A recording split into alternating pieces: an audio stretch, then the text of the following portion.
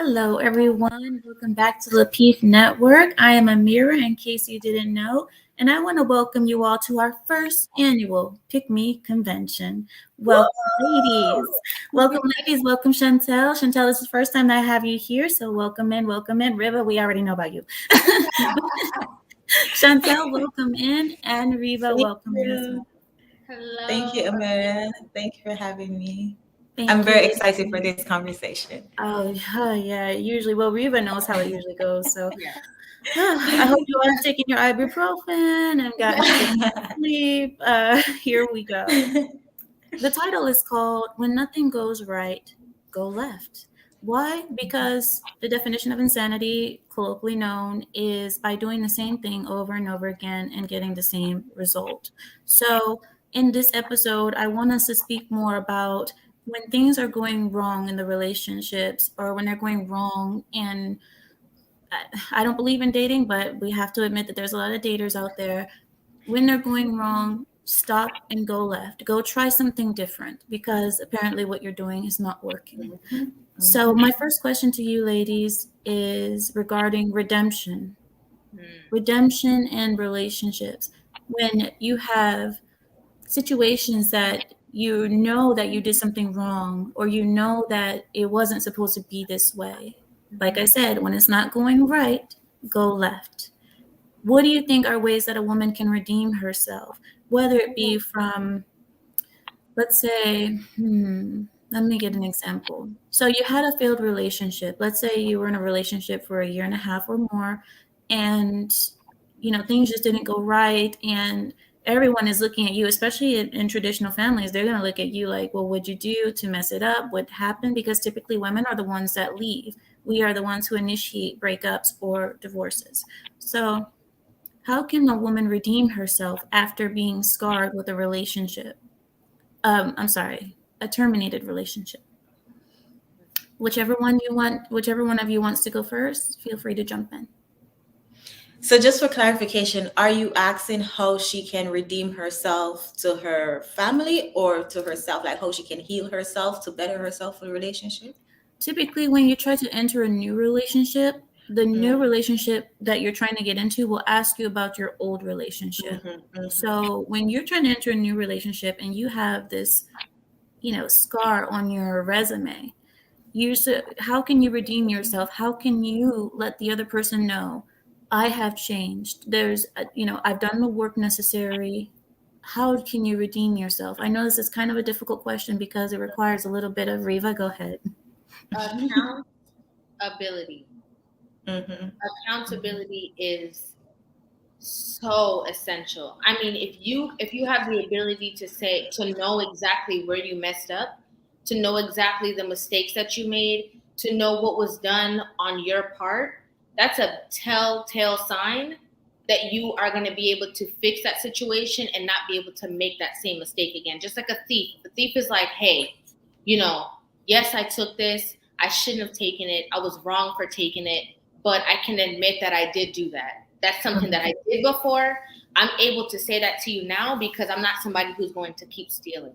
So the number one thing for redemption in a relationship, sometimes people who are in relationships, right, who it didn't even terminate, but they've done something wrong and their partner is at odds with them and doesn't even want to communicate with them like that, not feeling them like that, doesn't want to sleep with them, okay? I think accountability is such a good base to start at. I agree. And you know what? To 100% to what Rivah said, but it's easier said than done, especially for the other party that's in the relationship or the other party that you're about to enter the relationship with. Because how can they really know? Like you saying, hey, I did this. Hey, I know my faults. I know what went wrong. I took accountability. I went to therapy. I did all of this, but how do they know for sure that you're not going to fall back in your habits? Because let's keeping it real and calling a spade as always. Those traits that we had, those were habits. Like those toxic traits that many of us. I know, Ameera, you're from a different culture, so you probably were raised to be traditional. Many of us who were raised to go to school, get independent, be independent. Go to school, get your education, and be independent. by hearing that for so long, I remember that was like my first dating advice at probably 7. My first day in school, make sure you go to school so you can get your education. Yeah, like that was ingrained in us, programmed in us. So those are habits. So it is a hard question. Yeah, it is a difficult question, especially because um, especially if you didn't have any practice, for lack of better words, if you didn't have any other experience to say, hey, I did it this way, and this is what I was taught, and I'm in a relationship and all my relationships fail, and then you go back out in the dating market asking for redemption, or to River point, you're in the same relationship and you're saying, hey, I've learned my lesson, I'm not going to do it again. How do you know for sure? Because you yourself don't know for sure. I mean, I'm one of those persons who went to school, get my education, focused on my career, focused on my independence, and not much focused on my husband and my family. I don't know for sure if I'm going to make a good wife. I don't know for sure if I'm not going to fall back in my old past, because those were habits. Those were my habits. But, to River's point, accountability, just knowing that you want to be the best version of yourself, and it's the pursuit of becoming the best version of yourself. You don't just wake up one day and say, oh, I'm at the best version, and then that's it. It's always growth. You're always having to do the work. So in knowing that it's going to take consistent work every day to try and reprogram your mind. You know how hard that is to undo a habit, unlearn a habit. It's very much difficult, and it takes a lot of, I want to say, pain and crying and discomfort to get through getting out of a bad habit. I want to address the super chats here. We have a super chat for Riva. Kevin says Riva is a whole snack, not a half snack, a whole snack. And we have one from Grogu. Thank you, Kevin, for that. And I'm sure Riva appreciates being called a snack. And then we have one from Grogu. Grogu says, a lot of times in these spaces, you hear, if you're not a virgin, you have no right to wait. Although you can't get it back, you don't have to repeat it. Oh, although you can't get it back, you don't have to repeat it. Mm-hmm. What do you, I actually kind of want to address that. What do you all think about that? This is kind of regarding redemption as well, being, letting, let's say you fell in love, you gave yourself to someone, your first time, you gave it to someone, which is supposed to be a special moment. And then you enter another relationship, and it's like that tension, because I've seen it said on Kevin Samuel's show before, where he says, well, if you're not a virgin, you shouldn't be so hesitant to get in the bed. Yeah. So what do you two think about that? I mean, I agree. Most definitely. Not agree. I see where they're coming from. If as a guy, if you meet a girl who's not a virgin, especially if she already has kids, and then you meet her, she's like, oh, I'm celibate now, I'm waiting until marriage. And it's like, sis, like, honestly, it's going back to what River said earlier, and going back to what I said earlier. I had a collab with a young lady from the YouTube page Family Values, and she had 2 kids going into her marriage. Oh, wow. Shout out to Family Values. Yeah. She's so sweet. She's so sweet. She knew that her husband was, and she didn't use this term, and it's for lack of better words, and I'm not saying he did, but she knew her husband, quote unquote, settled for her, because he could have went to a woman who didn't have any kids, who wasn't bringing that baggage to the relationship.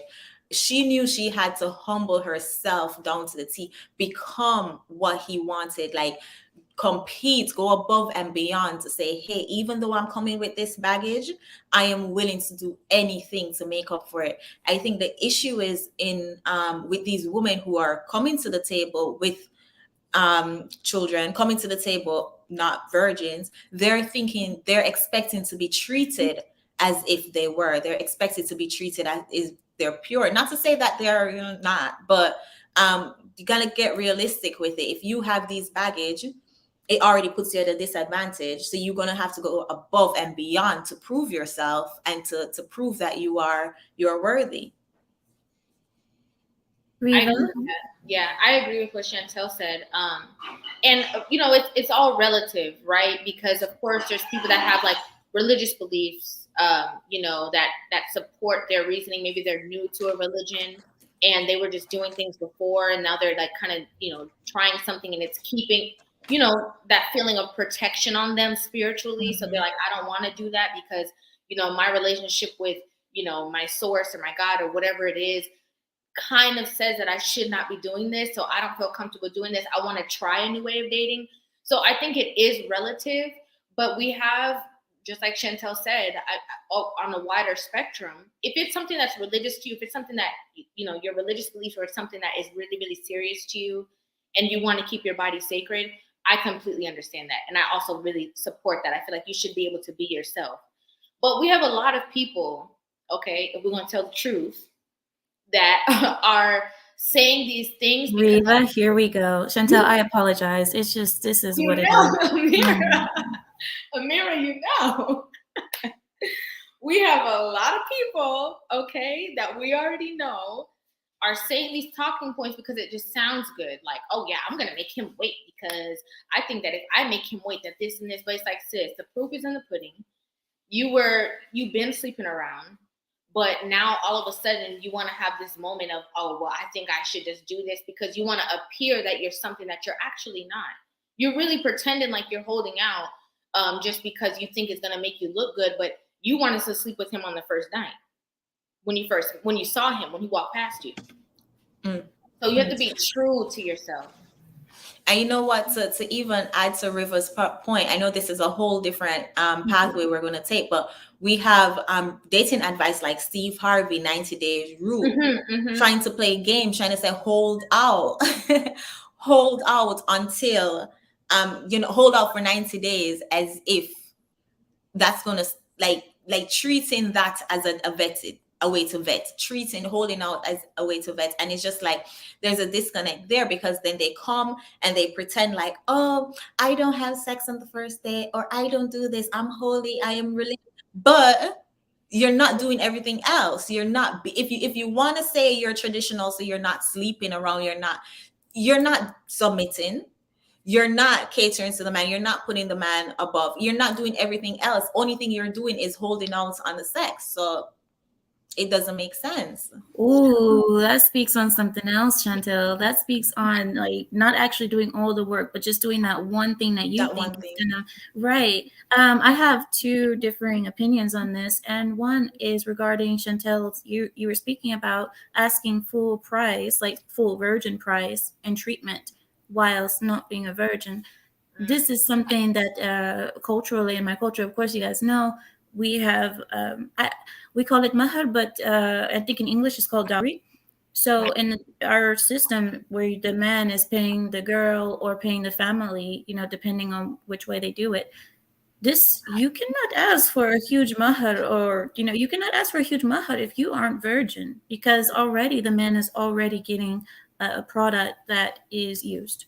And I know it's so difficult looking at humans in this way, but we have to set a standard, and there has to be repercussions and some kind of a system to this. The other thing I wanted to say was, oh my God, did I forget? Oh my God, this always happens to me. The other thing, what is it? I was trying to remind you. No, it was, you were speaking, Rivah. You had it. Oh yeah, you were speaking about, okay, it's coming back to me slowly. You were speaking about the 90-day rules and all of this. This is, I understand what the point of it is.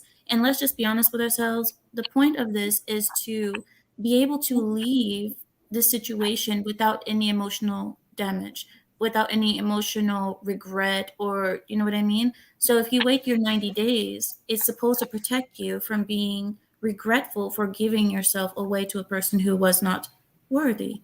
I understand this. But you have to look at it in a way where it's like, let me see.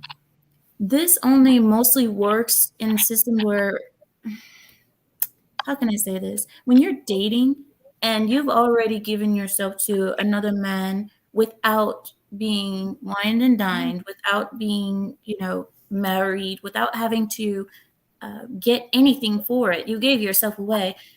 It could have been out of love. It could have been out of anything, but a man will look at it differently. As us women, we see it as, oh, I'm protecting myself from being damaged. The man will say, well, I'm not going to waste all this time, if you have sex with me the first night or if you have sex with me in 90 days, it's not going to change whether or not I'm going to stay with you, because we can wait 90 days. I can have sex with you and I can leave because I got what I wanted. It may have taken me a longer time, but I got what I wanted. So I don't know. I think men and women just look at it completely different. And I don't believe that we should be playing games. I don't believe in dating, but we live in a world of dating. So I have to understand that. Right. Now, since we passed the redemption, what do you think if you're in a new relationship? Yes, you've already got past the old relationship. You're with your new person. You've already been redeemed for your past. You messed up again in the relationship, your new relationship, but you don't want to lose it. You don't want to lose it. And I know you said you were redeemed and all of this, but you ended up having a, what is it called when drug addicts relapse? You had a relapse of sorts. What do you think about second chances? Is it true that if whatever you did, you're always that? There's always a saying of once a cheater, always a cheater. Once a deceiver, always a deceiver. Once a liar, always a liar. A liar never stops lying. You just change the way he lies. What do you think about second chances? Do they work, or is this just another way of elongating a relationship that is doomed to end no matter what? You want to go first, Chantelle? Because I want to go. I love this. First of all, I just want to say, Ameera, you have my cousin Chantelle. We're cousins. Okay, we met on Lapeef. I call her my cousin. She calls me her cousin. And then I have my sister Ameera. I love you, Rivah. I really do. I know It's like a family reunion. Huh? So I'm really happy. But one of the things I just wanted to say, I'm so happy with these topics because these are some serious things that people need to hear in relationships, because this is getting you through marriage. Okay, this is like you made some mistakes. Because if you're going to be married to someone for the rest of your life, you need to know how to get through some rough times, because people act like there's no rough times, and that's not true. But I also didn't want to, keep so, no, Rivah, go. Feel free. Okay. I just want to say that it depends on the magnitude of the situation. It genuinely does. If you cheated on your last man and you get with this new man and you're cheating on him, you have an issue. You have a problem. And obviously this problem was not redeemed. Obviously this problem was not addressed thoroughly. So you're going to keep infecting people with your trauma, with your problems, if you don't analyze the issue from the beginning. That's one. But if it's something that maybe you didn't really know how to talk to somebody and you got to get into an argument and you just quick with your mouth, that's something that you have to work on. So I think it is, it depends on what the situation is. It depends on what the problem is. Again, the accountability is going to have to come in. I'm sorry, I'm still working on myself. You're at a place with me, we're dating, or we're in a relationship right now, and you're at a place where I'm not 100% there yet, but please work with me. I'm willing to try. However, there's an issue, because a lot of people say is what you argue about in the beginning of the relationship is what you're going to continue to have to work on throughout the entire span of the relationship. So it also, it depends on a couple of factors. The accountability when it happens, how often does this mistake keep happening? How many times do you want to have to apologize? And this is something that I always say to my friends that get into new relationships, are entering serious relationships. You really, really, really want to protect your safe space in a relationship. You want to protect your happy memories, because men are wired completely different. If you do this 1 time, 2 times, 3 times, this man is going to look at you and he's going to have a headache all the time, because you've created so many bad memories. So if you showed him this monster that's inside of you, he's going to be a little timid moving forward, because he's going to be like, oh, that monster is there. I saw that ugly side of her. It's possible it's going to keep coming out. You have to protect the good memories. So it depends on how often, it depends on what it is, it depends on the magnitude, it depends on, a lot of different things, in my opinion. I do agree with that, Rivah. I do agree. But before, Chantelle, I want you to give your opinion as well. But before we do that, before it disappears on me, I want to address the super chat. This is from the UK Economist. He has sent in 10 euros, or is that pounds? I'm sorry, that's 10 pounds. He says, Ameera is 100% correct. Counting and waiting only works when the woman is virgin. It's harsh but true. Keep up the great work. Thank you. Thank you so much. Okay, Chantelle, what do you think about second chances? So in being a person who is trying to change and trying to change my pattern so I could get better results, I hope, like I ask for grace. I say that in the beginning, you know, I'm not perfect. I'm aware I'm not perfect, and don't expect perfection from me. One thing though, that in hopes that the person, the woman who we're talking about, and oh hey Rebecca, in hopes that Hey, girl. in hopes that the like myself, I love to throw myself under the bus, in hopes that I'm genuinely trying to become the best version of myself. I will pay attention to my patterns, and I would hope that my partner will also pay attention to my patterns. So to Riva's point, I think cheating is extreme, so let's use something simple as, you know, if you say something out of context, or you know, if you do something and your partner checks you on it, right? Your partner say, hey, you did this, it was what was a part of your old pattern, it was a part of your old habits, I don't like that, don't do it again, and then you continue doing it, and then you continue doing it. I mean, you can have so much grace can only go so far, right? So I think it's important that you yourself pay attention to your patterns to really see if you're genuinely changing, because one and two time there might be a slip up, right? Especially if that was a habit. It's really hard to break a habit. So especially if it was a habit, there you might have a slip up. So don't expect perfection from yourself. Don't be too hard on yourself to expect perfection, and communicate with your partner too. Don't expect perfection. Let your partner know, you know, I'm not perfect. I'm aware, I'm trying my best, I'm on the pursuit of becoming the best version of myself, but pay attention to those patterns, because I mean, as I said, there's only so much grace somebody should give and receive. Sure. Well, the thing about that is when we speak about perfection, it's a no-brainer that nobody's perfect. We all know that. One of the things I want to ask you, you brought up an interesting point, Chantelle. Should we know, or should I want to say, God, I know this question is going to sound kind of strange, but I'm going to give it a go anyway. Should your partner, your husband know every mistake that you've ever made in your life so he can be aware, or be, how can I say this, be ready for a possible slip up? Or should you just let him take it by surprise, where it's like, That's didn't know, question. you didn't know I was like this, but congratulations. Here's a red flag. No, you know what, Ameera? I think what might be a red flag to you may not be a red flag for me.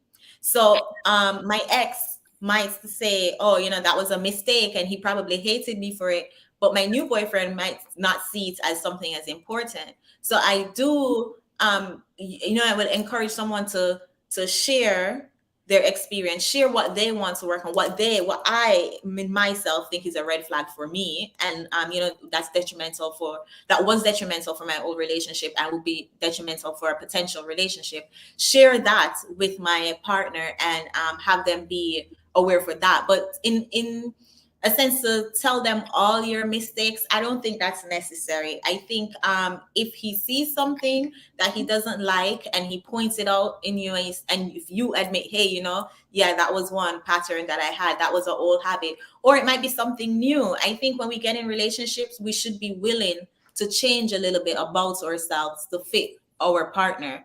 And in them giving us feedback, in them saying, hey, you know, you did this, I didn't like it, or and vice versa. You know, I'm not just saying the men should be giving you feedback and you just sitting there accepting the man how he is, but vice versa. If you're willing to change, to alter yourself a little bit to get on your man's program, then I don't think it's necessary to tell him all your mistakes. Riva?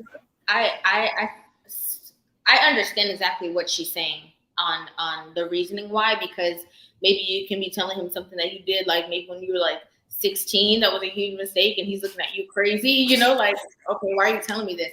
So I do understand that, but I don't know. I kind of feel like there needs to be like a strong level of transparency. And this is if you're like in a relationship with somebody that you want to marry, I think it's important that they know everything from like 0 to 100. Things that may not seem that serious, things that may not be that big of a deal. Maybe it's not that big of a deal to you, but to him it could be a little bit. Because everything will come out later. Everything will come out eventually. Will eventually come out, but also because that person knows there's a certain grace that they will have with certain situations.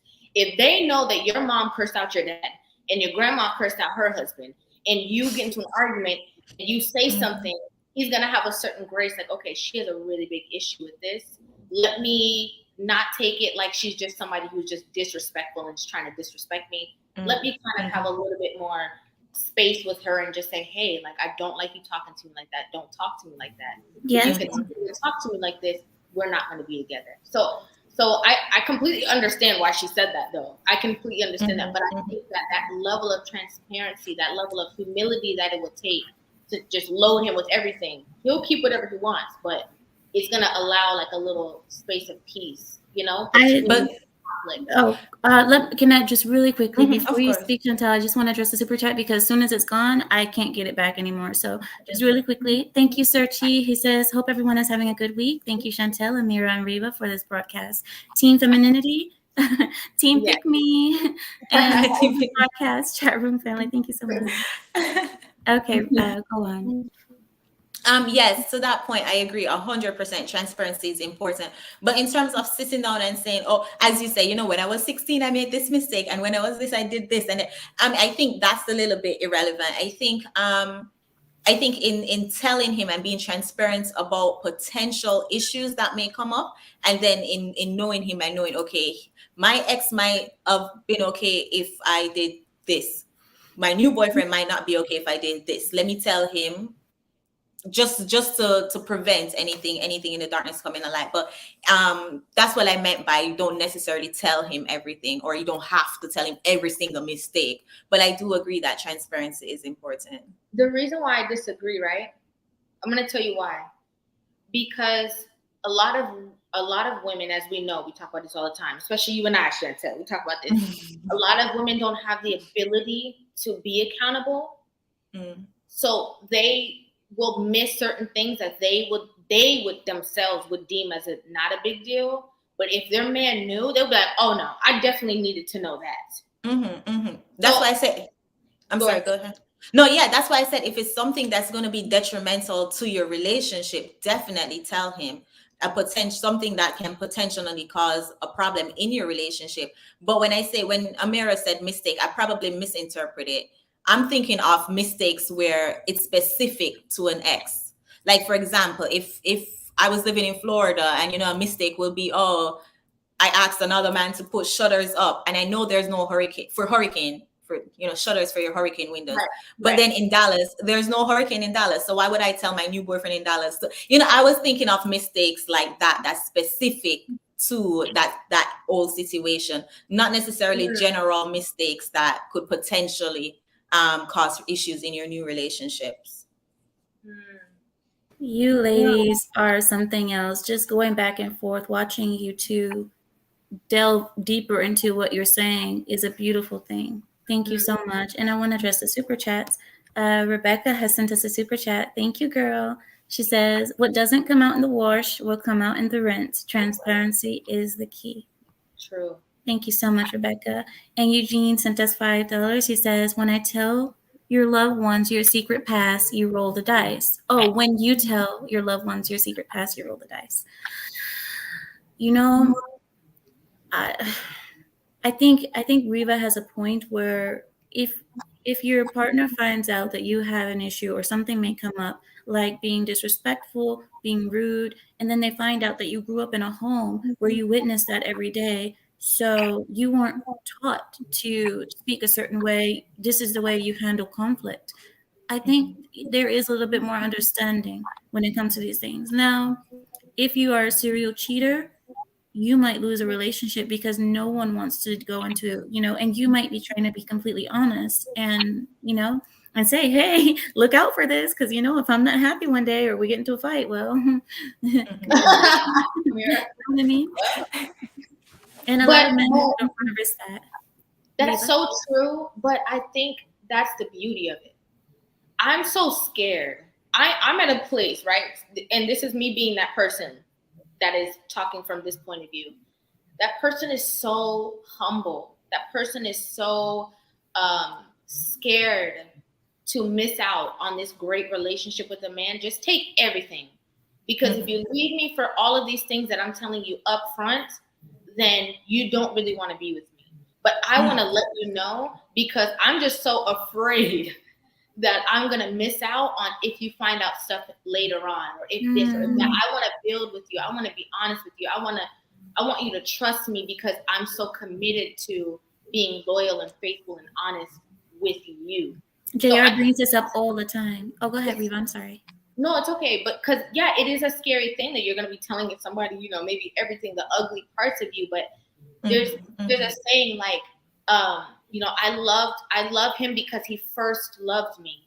So somebody who loves you when you feel like you're maybe nothing, when you feel like you're maybe not worthy of love because you made all these mistakes, you made all these problems, all of these things, but they love you and they say, okay, I'm willing to work with you. I'm willing to stick with you. I'm willing to stand by you. That's a difference than, well, maybe this may not be a big deal to you, so I'm just going to present the best version of myself. But my best version is not even the really best version I can offer you because of these past mistakes. But you would have more grace with me if you knew what they were. And I think that creates a different bond as well between the pair, between the couple, because you came out and you risked it all to tell me this. You risked me completely kicking you out of my house, blocking your number and unfriending you on Facebook. All of these things you risked, to be honest. And that might create a stronger bond, or it might, it and that's that accountability. That's true. How can I leave you if you told me something that I didn't even know?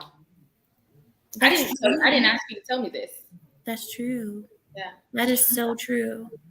Can I ask a question? So I have two things, right? I love what Rivah just said. Yeah, I wouldn't necessarily use the word fear of losing out on the person. I would say I want the person to accept me for everything I am, and on vice versa. I want to accept my partner for everything he is. So when you put it all out on the table, when you share all your mistakes in the past, you share all the information about you that you can remember, that you can recall, then they're accepting you for everything that you are. So that way, if anything else come up, then he knows, okay, I got the basics. I got everything. I got the blueprint, the plan. Yeah. And then that's leading into my question. So Rivah mentioned that if your mom talk bad to your dad, and then your grandmom talk bad to your granddad, what if you aren't aware of those patterns that you may have adopted, but your partner observed them, but you yourself didn't observe it or wasn't aware that you may have some of those traits that you saw growing up? Because there are things that we can identify, self-reflecting and be self-aware, but there are also things that we don't even know because we've been living with ourselves for so long. There are habits that we have that it's not until somebody points it out that, hey, when you talk, you blink your left eye twice, that we didn't even know. So in that situation, what if now your partner points it out, but you yourself didn't know? I think that's a great question. Because exactly, some people are not able to shine that light and they don't know until they're in a situation where somebody's shining that mirror back at them and they're like, oh snap, I didn't even realize I do that. I think in that dialogue, right? Like, why are you so disrespectful? Or the ability to be accountable, it that covers a multitude, because say for instance it's you, right? And Johnny. So Johnny says, Chantelle, every time I get into an argument with you, or every time we have dialogue and I say something you don't like, you constantly disrespect me. Why? Why do you feel the need to do that? The first response should be, I don't know. Thank you. Yes. I don't know why I do that. I really don't know why I do that. And you know what? Maybe I need to dig a little deeper and find out why I do that. Because you don't deserve that from me. Mhm. Especially if your eye is twitching every time you talk about something, that could mean something. That means you might be a little psycho. Maybe we need to put some shoes on here. I don't know if I can deal with that. Like every time we start talking about something, your eyes start twitching. I'm gonna be like, "Are you okay? Are you trying to kill somebody? Do you want to Oh, kill I didn't even somebody?" notice. Be honest. Be honest with me. I didn't Can I know. do some super chats really quickly? Lou Casley. I always have a problem with your name. I'm so sorry. Can I just call you Lou? Lou says there is no better feeling than to be with someone you have shared all your scary secrets, and they tell you, "I am here until the end." That is why marriage is so important. And that was $15. Thank you so much, Lou. That's so true. It is true. I can. It's beautiful. That's why I said it might create a different bond, a stronger bond. And then the UK Economist sent us £10. It says, "Do you think men would consider more women with a past if family and divorce laws were different? As risky or isn't as risky? Feminine women with wisdom." Do you think that do you think that men would consider more women with a past if family and divorce laws were different? Huh. Do any of the pair of you want to have a go at that one? River, you can go ahead. I'm still processing the question. I can go first. Okay. Mhm. I would say yes, because the family court is one of the main reasons why men are refusing to marry in the modern world, because they know that they can lose half of whatever they have, all for a promiscuous woman, a woman who didn't have any self-control. All of this they can lose. A woman who is flip-floppy, wishy-washy. This is why prenups are so important. This is why you see like prenups is kind of like that, the training wheels, the barrier, the soft cushion bottom. It's a way to kind of protect yourself from this. I don't know. I'm getting some feedback. I don't know if it's my mic or if it's either one of us. I'm not sure, but I'm sure you guys can hear the little feedback. But that's why I say I do believe that if the family court was different, we wouldn't see so many men nervous to jump the broom, right? Jump the broom, get married, chain themselves to another person. Right now, it's just too risky, in my opinion. Okay, Riva or Chantelle? So the question was basically asking if can you pull up the question, please? Because it mentioned something about a woman's past. I'll repeat it. It says, "Do you think men would consider more women with a past if family and divorce laws were different?" So when he said woman with a past, meaning woman who made a lot of mistakes in the past? I'm assuming. Yeah, well, yeah, to think of it, yeah, because the chances of her making the mistake again, there is a small chance of, her going back to her old habits. So maybe if the courts and the laws were different, maybe if prenup or something was put in place, mandatory was put in place, then maybe they would then consider marriage. That's a good point. Very good question. Riva, did you want to take a go? Oh, well, I agree with both of you. I agree.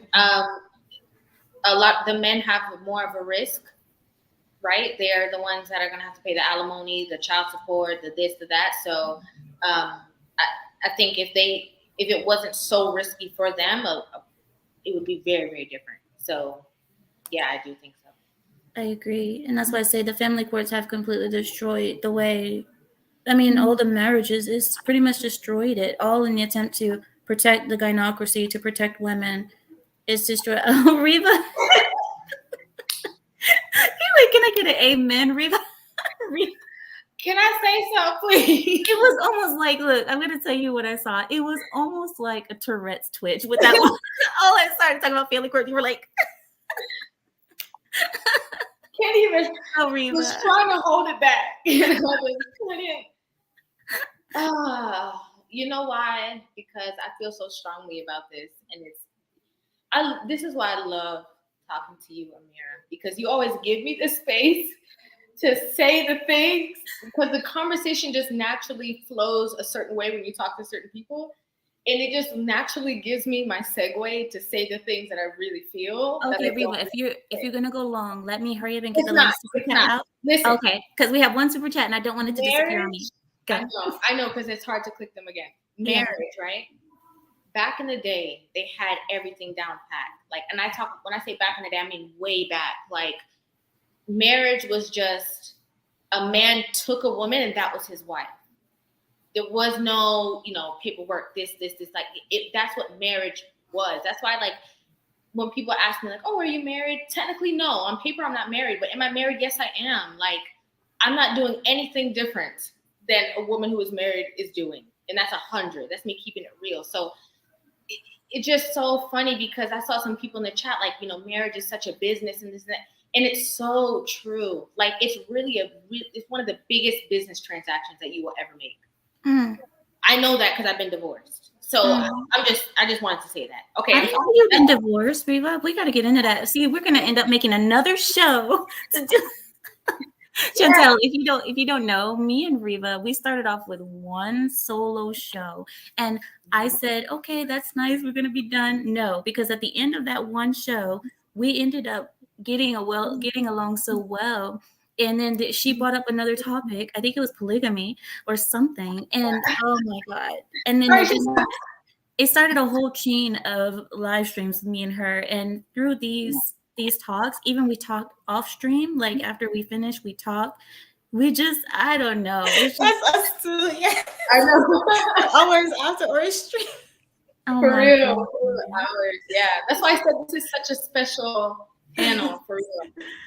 Alexandra says she remembers that show. Let me get to the super chat. Okay, so the super chat says, this is from Cafe Perot. Thank you for $10. He says, Ameera got jokes. I'm sorry.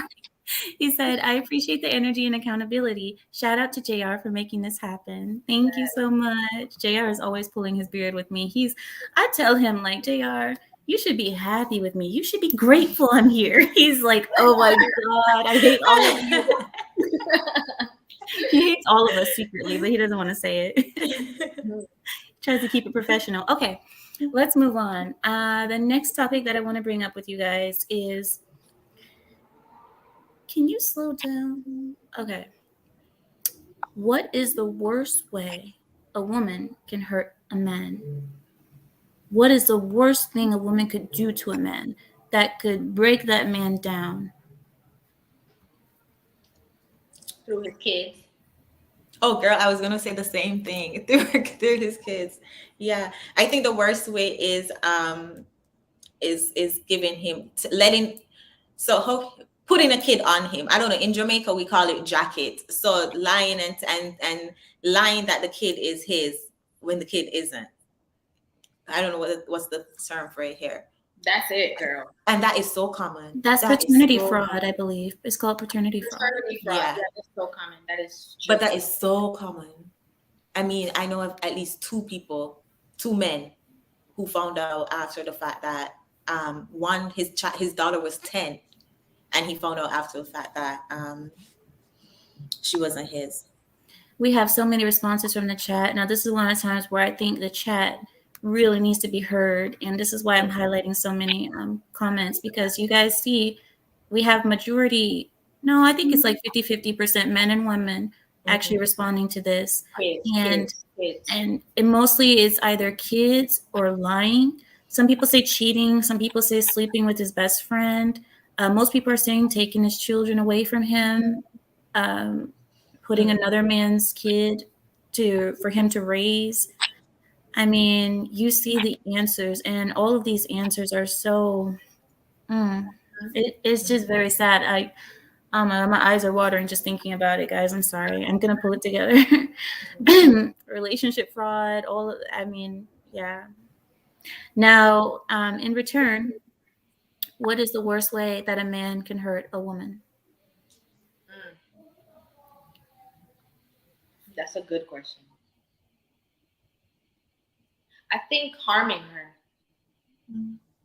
I think, and the reason why I say that is because we can talk about so many things. We can talk about like verbal abuse. We can talk about so many things. But I think when somebody physically harms you, that traumatizes you in every single way. that makes you not be able to trust somebody. That makes you, afraid all the time. You can't even enter in a new relationship because you're flinching. You feel like, because a lot of other things are relative. Because we can say cheating, but I feel like that's really relative. Because there's a lot of people that they say, oh, I would never be with a man if he cheated on me, and then the man cheats on them, and then they stay. So I think it's relative. But I think when somebody really hurts you, and you no longer see that person that you love, you see a completely different person standing in front of you, that's rough. You know what I would say? I'm sorry, Ameera, did you want to respond to Rivah? No. I'm the host. I'm supposed to let you guys. You know what I would say? I would say abandonment, a man leaving, a man not being reliable. I would say that's the worst. Him not being able to basically, yeah, not being able to rely on him, just being out. And I think that's the worst way, because women, the feminine energy, we're wired, no matter what, how masculine we want to be, or creator did wire us some way. We do have some traits, and we want that protection, we want that security. And to have the man in the house not reliable, the man in the house just can leave up and leave you for weeks, for months, and you not know where he is, not know when he's coming back, or he has a whole other family. And I mean, I know my island people in the chat know about like these island men who have their whole other family back in their country with their wives in America. I think that's definitely the worst way. That's a big one, Chantelle, because abandonment is so broad. I mean, because there's some men who don't have no other family. They just leaving you to go out in the street. And you're just home all the time by yourself. We're going to have to talk about that. We got to talk about that, Ameera. It makes you feel... something that you... Oh, God, another stream, Rivah. It makes you feel rejected. It makes you feel less than. And there was a study, I can't remember. This was when I used to work in the foster care system, and we used to have to take some training to learn about triggers, child triggers, and majority of us have that insecurity of not feeling good enough, and that stem from either a parent not being around, or being neglected, being abandoned. And especially those of us who weren't raised with two parents in the household, and our dads weren't around for whatever reason, but the story we heard was, he's deadbeat, he this, that, and that. Then you associate that with abandonment. You associate that with him not wanting you, you're not being good enough. So then you enter a relationship with a man, and it triggers the memory, the thought of your dad leaving, and then he leaves. He's not reliable. He's not answering his phone some night. He's always friends. He's not coming home when the baby just crying. So I think it triggers that in a lot of women. My view on this is very similar to the pair of you, but I think to answer this question more specifically, the Ameera way, here we go. If the woman loves the man, I think the worst thing that he can do to her is using indifference with her, being indifferent to her. Sorry. If he's indifferent to her, which basically means, you all know what indifferent means, right? I do, but in this context. Indifference means like not noticing the person, basically walking past him as if they don't exist. That's indifference, which a lot of people say hate is the opposite of love, but I disagree, because hate actually means you still care about that person in some kind of way where you're still focusing on them. I believe that indifference is the opposite of love, because that means you completely, that person is air to you. You don't care. So I believe that if the woman loves the man, the best way that he can harm her or hurt her is to be indifferent to her. I agree. If she doesn't, now this is different. Now, if the woman doesn't love a man, I think the worst thing that he can do to her is to force himself on her sexually. I don't want to use the word because it's a triggering word, but I believe that doing that to a woman, if she doesn't love you, she doesn't anything, and you do that to her, that's the worst way that a stranger can hurt a woman. I cannot even imagine that, so I believe those two ways. And it goes back to what you said, Chantelle, where it's like a lot of women, maybe they felt abandonment by their fathers. And the worst way that the father hurt them, you know, women who have been abused by their father, everything. But the women who are most hurt are the women who knew their father and their father was indifferent to them, didn't care about them, didn't call, didn't know. They know the kid exists and they know that they're the father, but it means nothing. True. That's very true. All these points are so true in different avenues. I love that. I'm curious, Ameera, to hear what do you think is the worst way a woman can hurt a man?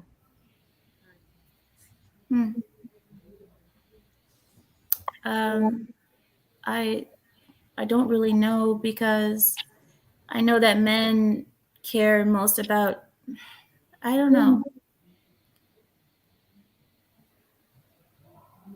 I would say breaking his trust would be one of the best ways to hurt him, breaking his trust where he can't trust. But that could be done with so many ways. That could be done in many ways, through children, through sexual deviancy, through taking his money, or just abusing him in any kind of way. That can be done in so many ways. So I would say probably breaking his trust would be the best way to hurt him inside, because I think men are very high on loyalty and respect, and those two things, when they can't get it from the woman that they're actually providing for, that they love, but they can't get that reception. Is that reception, or do you know what I mean? Reciprocation. Reciprocation. Thank you. I thought I was thinking precipitation. Oh my god. So when he can't get that reciprocation, I think that's one of the worst ways that you can hurt him. If he's giving all that he can, he's waking up every day and going to work for you and risking his life, but he can't even get that back from you. I think that could really hurt. To be on what you just said, Ameera, I want to say, and this is something that's not as deep and stuff like that, but one of the ways that a woman can really hurt a man, disrespect. Because if you're tarnishing this, and this is again what I say about keeping your happy memories safe and sacred, and not building a lot of bad memories, because if you disrespect a man, you're ruining the whole picture he has. Especially if you have a man who wants to marry you, who wants to be with you for a lifetime, who wants to do this, you're tarnishing his whole picture by doing the ultimate thing that men require: disrespect. And the reason why I wanted to mention that is just because it's something that might seem like the lighter of all the things, but it's something that's the most important and the most common thing that women do. Disrespect runs very high. And do you guys remember, I don't know if I talked to you about it, Rivah, but I've said this on the show before, that when me and my husband first began our marriage, I actually brought it up to him one time, and I was like, what's most important to you? That I love you, or that I treat you kindly? And he said, no, respect me first. That's my most, it was, and it sounds kind of cold, but at the same time, you have to understand how men work. They don't work the same way we do. For us, it's like love and attention, and we know that we're important to someone, but for them, it's more about a respect thing, because they you have to understand, men get disrespected every day outside by the world, because nobody cares about a man. So when he comes home, the least that he can get is a little bit of respect from someone, and that would be his wife. And if his wife can't even do it, then I've seen men say, like, what's the point of even living? I can't get any. So, and you know what? To even add to that, it's unfortunate that many of us don't even know what respect looks like. So we are disrespecting the man without even knowing it. And it's just the tone that we talk in, the trying to overtalk, trying to raise our voice, the need, those are little things that's disrespectful that we don't even realize. And when I say we, I mean, them don't even realize that not us, pick me. Excuse you. Not us, pick me. No, not us. They don't realize that they're being disrespectful. And as you guys say, and Ameera, yes, I mean, that's something that I learned after. That's something I learned in binging these content, reading books, and like listening to podcasts, putting myself in situations to learn how to work with a man. And I learned after the fact. And when I say after the fact, I mean after my master's degree, and I accomplished all these things, and now I'm out here ready to get married. and learning how to be a good wife. This is something I learned, something that I should have been taught at a younger age, because I should have seen that respect in the household. Yes, thank you, Eugene. And he was saying emasculation. Oh, that runs really high. You're right. How could we forget that? That is super high. Oh my God. Yeah. Emasculation, where, you don't give him his right as a man. You don't treat him like a man. You treat him like he's your son, or, or he's lower than you, Emasculation. Wow. Yeah. Thank you so much, Eugene. I don't understand how we could have let that one go, because that's a really heavy one. Okay, so I want to get us to open the phone lines, but before we open the phone lines, or what am I talking about, phone lines? We can send the link. That's so old school. Like, the dial-in code. So, okay, we can open up you guys understand. Don't stop it. Stop. So the last thing I'm going to ask you guys is, after this hard topic, I don't even know if I want to ask this question, because I think we've kind of already answered it in a lot of ways. But yeah, I think I'll leave that question out. We can just go ahead and start opening the phone line. Let me get the link. 1 minute, guys. I'm going to post it. There we go. And copy. And okay, so we're going to get the link in the chat. And I wanted to also ask you guys. Anton. Sorry. You guys scared me. Love your Anton. Sorry. Anton. You scared me. Hey, Anton. Hi, Anton. Like, what? Like, sorry. I know. I was like, I was so caught off guard. Thank you. Guys, the link is in the chat. Please feel free to join us and to have this conversation. And if you have anything to add towards, okay, well then that was fast. If you have anything to add towards this, let us know. Welcome in, the villain. How you doing? Oh, he has to sort out his mic. Villain going once. Villain going twice. Sold. I'm joking. Villain, are you there? Uh-oh. Nope, nothing. Okay, try to come back. You can stay here, but just try to come back in a second. So yeah. No, guys, Anton, thank you so much for my gift. Anton is such a giver. So it's Christmas season, and Anton sent me one of the things I wanted most. And I don't know if I should tell everyone, because I'm a little bit shy to tell everyone, but he sent me something that I really, really wanted. You know what? I'm going to tell everybody. Sorry, Anton, I'm telling everybody. But Anton sent me, so he has these Versace robes that he wears. Oh, yeah. He has. Yeah. So I just I got this huge box at my door yesterday, and I was like, what could this be? I didn't order anything from Amazon, and there it is, Anton. Anton, I opened it. It's a nice Versace robe, and just the color that I wanted, which was white. And thank you so much for my robe, Anton. I really appreciate it. I'm gonna wear it one day when we have the live stream together. Tony said, I'm curious. I can resist. Okay, so we have, is this, was that Kayla? Yeah, that was Kayla. Kayla, you there? Her camera's not connected. Oh God, guys.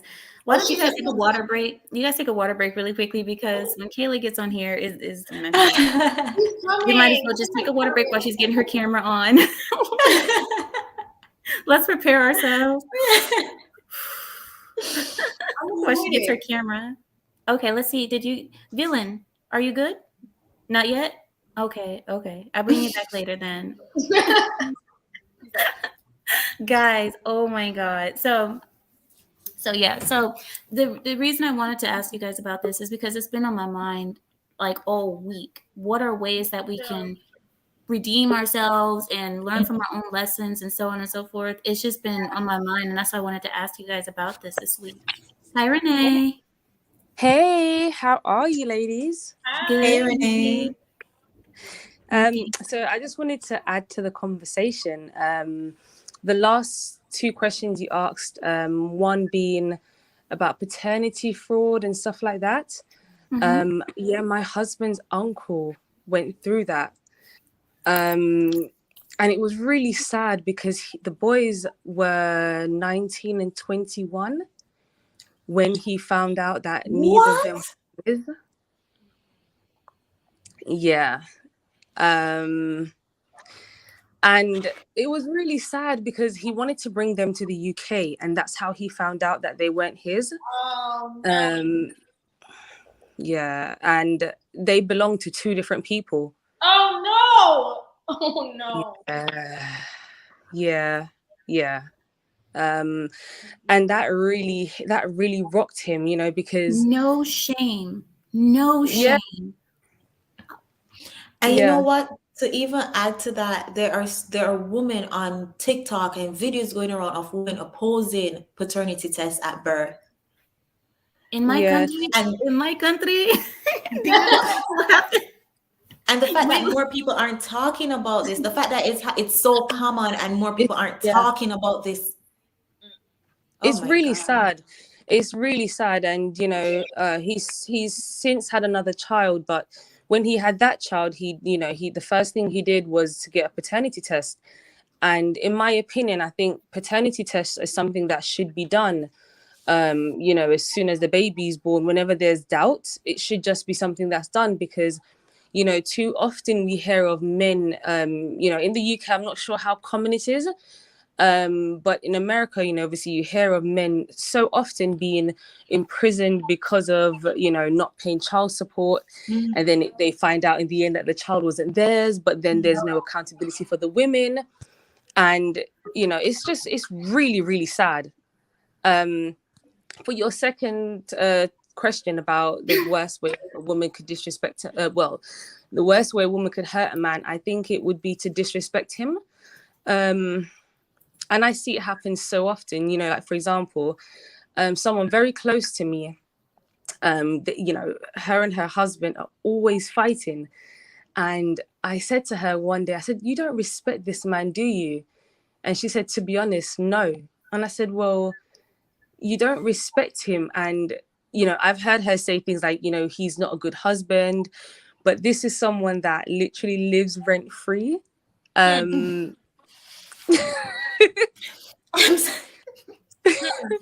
Like she works, she earns a pretty good amount of money, you know. Here in the UK she earns quite well, and her husband, he has not allowed her to pay any bills.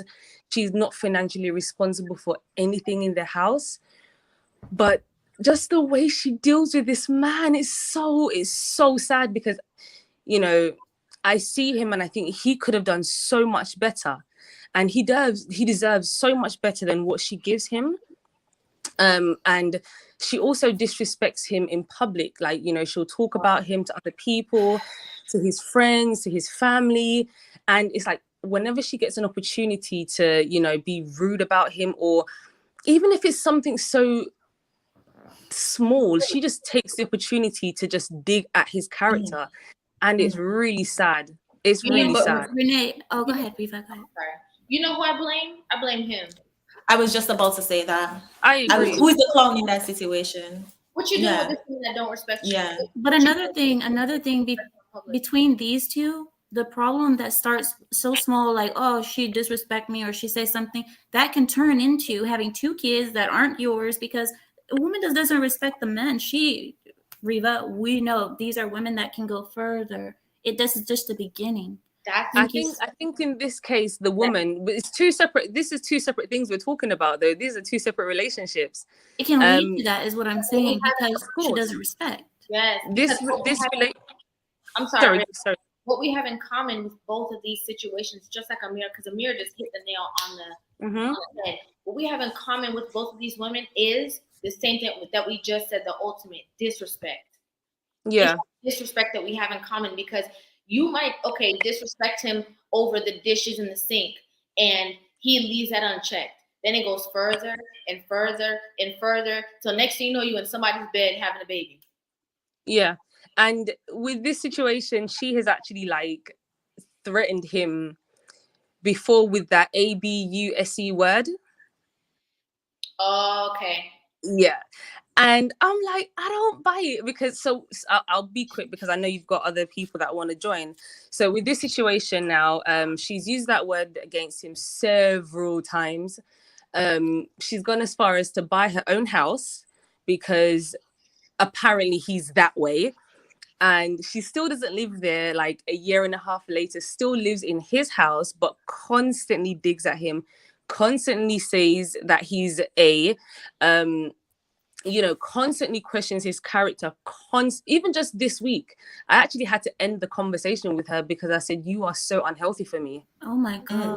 I love You that. need not have friends like that, Renee. Thank you so much for calling in. We got to get to the next person. Ladies, have a good evening. Thank you. Bye-bye. Yeah, good for Renee. And also, yeah, it is a man's fault. It is. It is, definitely. Let's let in Kayla. Welcome, girl. Hello. Hey. Hi, everyone. How are you guys doing? Good. Doing well. Did you hear the topics today?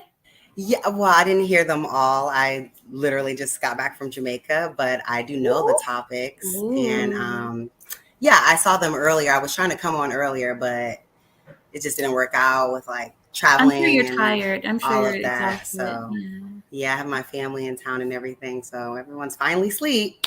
Yeah. So Here you Well, are. you look good. You look refreshed. chill. For real. Thanks. I just been traveling all day like this, actually. So same clothes and everything. So one of the topics that we had on here we're talking about like redemption and the things that we can do to hurt one another that maybe we don't realize or we do realize.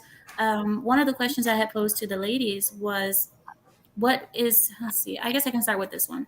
What is a way that a man can hurt a woman the most? The worst way that a man can hurt a woman? What would be your answer? Oof. For me, probably physically. There's just something about abuse that, I mean, it creates trauma. It's trauma. So through the rest of your life, you'll be working through this trauma. So I think like physical abuse, sexual abuse, because that can still happen within relationships and marriages and stuff like that. So just violence of any kind is going to create a lasting, like long-term effect on a person and everything that they do. So that's probably the worst thing that they can do is to assault you physically or sexually, for sure. And what about vice versa? What do you think is the worst way that a woman can hurt a man? I heard you guys talking a little bit earlier about the child not being yours. I think that's like the top thing, especially like if he raised this child for all this time and then it's not your child. But I also believe in like, regardless, getting your child tested, when you have it, regardless. But that's probably the worst way. You believe in that and doing the paternity test? Wow, that's great. Yeah. I didn't. Yeah, that is. Yeah, I think you should do that. I think the world is just not the same. Okay. No. And you just can't trust. I mean, you swear you could trust people with your life, and then that's not the reality of the situation. So I would say if you're not married, I don't care if y'all been together for 10 years, that you should do the DNA test. Yeah. But I think secondly, I think the other thing is, and I saw this a little bit when I was in Jamaica with some couples that I happen to be with, is that I come from a culture where like you handle your issues at home. So when we're out and in public, this is not the time. We don't need to know your business. We don't need to know your business. Exactly. I don't need to know what's going on in your relationship. And I don't like seeing women talk to their men like I don't know what y'all do at home, but do that at home. Like, I just feel like the worst thing you can do to a guy is like embarrass him or like dig at his manhood in front of people out in public, or just emasculate him in any way out in public is just awful. Like, it's so awful. And I just feel like whatever the problem is, you keep your problems in the house. We do not go outside and let people know our problems or be talking to either one crazy in front of other people. I just think it's tacky and tasteless, and some people have no self-control. Yeah, whatever problems we have, like if you can't keep it to at home, and it spills over into like everything you do when you go outside the house, I don't know. That's a red flag that there's maybe more deeper issues going into the relationship, because you can't even keep it together in front of other people. Okay, something's really happening here. Like this is on life support. We need to get to a doctor, to a therapist ASAP, because I just don't get it. Like, you don't see me, y'all don't see me watching y'all. I'm right here. Like, I'm embarrassed for y'all. Like, right? Well, let me ask especially if there's exposed secrets. Go ahead, Rita. Right. Well, let me ask a question. Do you feel like that? Because I genuinely do feel that way, Kayla. I feel that way. I don't want to know. I don't want to hear an argument. I want to know what he did at home. But I kind of feel that way in regards to arguing in public, period. Whether it's your man, whether it's relationship, whether it's some other, kind of that way in general. And I'm curious to think of how you feel about that as well. Because like for me, I just feel like any problem should be like, you know, like if say for instance, for example, I had a problem with Ameera. I would feel like if we're in a public setting, I'm gonna be like, come over here, let me talk to you for a second. Over here, away from we can take you outside, Reva. We can go outside. Let's go outside. You want to go outside? I can walk these earrings so fast. Let's go, Reva. No, I mean, I agree with that, because I don't like to make a scene, because I was just raised that, like, you know, you represent your family when you leave the house. So the only thing is, like, if there's like an issue with like some type of customer service, then that's one thing. But I still don't think that requires like a whole scene. But in certain circumstances, it may. Like if I'm encountering No, for real. If I'm encountering racism, or if I'm encountering something like that, I'm not gonna just not say anything to not cause a scene. I want to speak to the manager, and I'm not leaving here until I speak to the manager. And I'm not leaving from right here until I speak to the manager.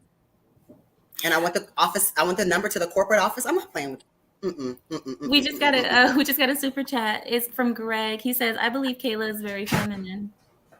I am. I mean, when it comes to like intellectual sparring, it's not about me. It's not about my personal. It's not about any of that. It's about what are we having a discussion about, and I'm ready to go toe to toe about that. You know what I'm saying? I'm ready. I'm so ready. I mean, I was on debate team, and I was a journalist, so I've talking to people and like going back and forth has been, you know, my career for years. But yeah, when we're in that setting, I don't know. I compartmentalize everything. How I am with my family, how I am with my man, how I am with my friends. Depending on which kind of friends. Is it my party friends? Is it my high school friends? Is it my friends from college? Is it like I read the room, and then like whatever energy is going on there, I just kind of match that. So yeah, I mean, I'm just I'm overall like kind of a closed off person. Like I just don't believe in like letting people in that I don't know, and that I don't believe have my best interest at heart. So I have no desire to have like personal conversations about that. So like even sometimes when we're on the show, I'm just like, why are we talking about like this is the topic, and then it needs to go into, I'm like, no, like this is the topic. Like I don't see why we need to ask questions about like me and my dad and it's like, bro, like Riva, can I say something? Why are we doing that? I want to say two things because I really want to say them. First thing I want to say is, Kayla, I said this before, you remind me so much of Issa Rae. Oh my God. I know you get that all the time. I'm pretty sure you have to get that all the time. But when I have braids, I get that. Yeah. And the braids. But two, so this is based off of the live that you guys did the other day. You know, I do my reaction videos on my channel. Okay. And there was talk about if Ameera was throwing shade at you. I did a poll. Everybody in the comment section said that Ameera was throwing shade. Ameera came in. I thought that Ameera was not throwing shade. Ameera said that she was not throwing shade. I just wanted to address that. I'm sorry. I just really I mean, we can address it, because for me, like I said, I don't mind like sparring. So if it's shade, if I throw shade, I'm throwing shade. I'm not going to be like, oh no, like I don't care. Like I was throwing shade, I was being shady. It was funny too. So I mean, like, you know, it is what it is at the end of the day. So like for me, I feel like if that's what it is, then just be that. You know what I'm saying? You don't have to downplay it and make it. Don't You know. try to throw a stone and then say, "Oh, I didn't do it." No. Right. That's I'm why I like, said. if we're That's throwing why I wanted stones, to let's throw stones. Like, let's That's why I just do wanted to it. clarify that, because a lot of people were saying that, and I'm like, you following the conversation is like, the question was asked, but I didn't know it was going to be taken that way. So I was like, oh, okay, well, I didn't know, So at that point, I was like, okay, well, I should have asked it in a different way. I think a better way I could have asked it was, what do you call your men?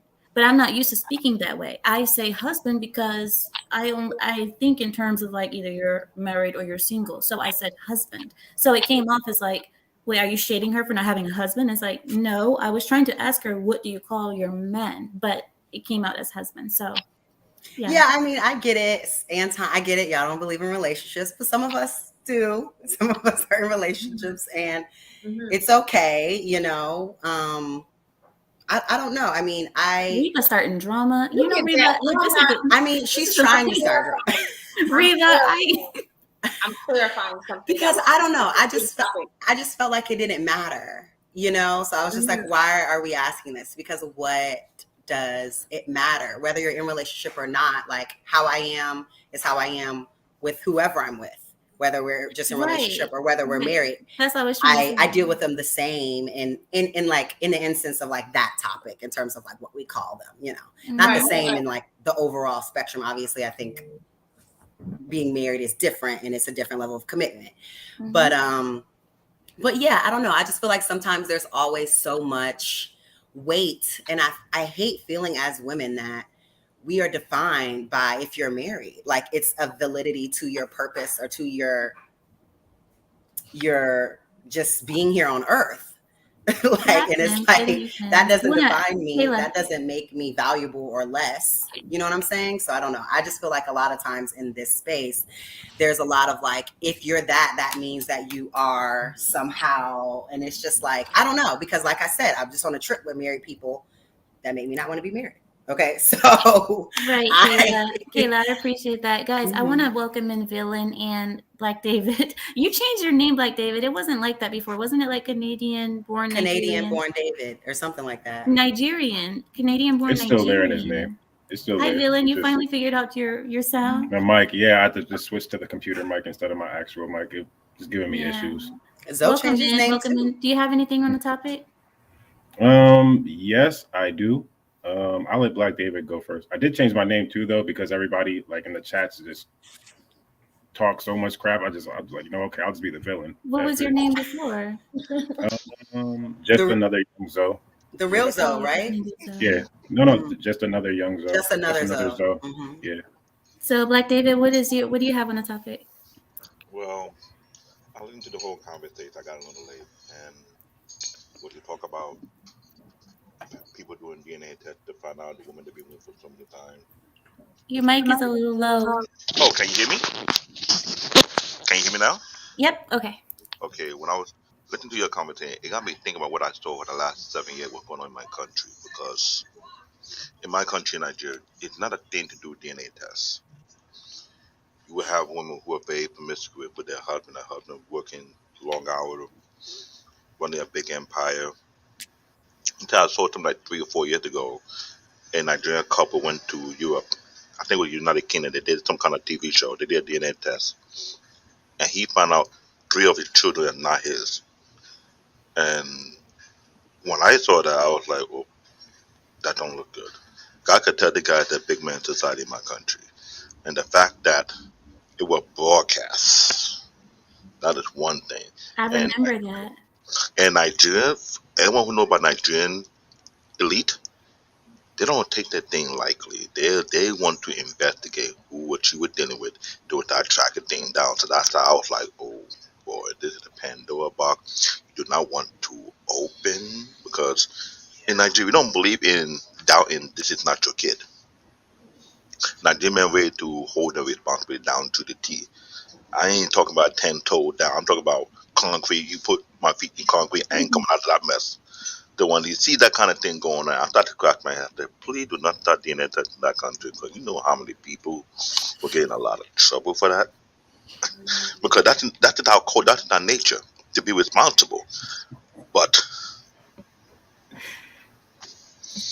Okay. Keep going, Black I'm sorry. David. Keep I'm going. sorry. We're listening. That threw me off. I'm so sorry. I was like, what? Kayla, you were the manager. Was You he know the what? manager? I probably did.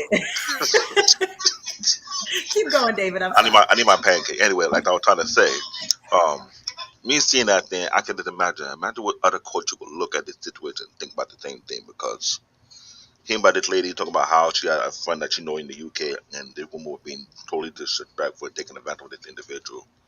And I'm wondering if other cultures are looking the same way, that saying, you know what, let that test in order and see if our significant other is not doing the same that these people are doing. Because you do take part in our culture that we're not like these people. But seeing that and hearing that, it kind of like hoping it doesn't go down that route, because you can imagine what it does to a culture. And I'm sure, Ameera, you think the same thing too, because people don't want to think that really exists in their own community. So to me, as a person from culture, from community, who are used to that growing up, it's kind of like we don't expect the work, but we hope that never be the case. But in this world we live right now, you can't say. Other than that, you guys have a very interesting conversation. I'm here to salute you guys. Ameera, you're just like my sister from another mother, so I take care of that. Thank you so Taylor, much, David. I know we may bump here, but I still respect you.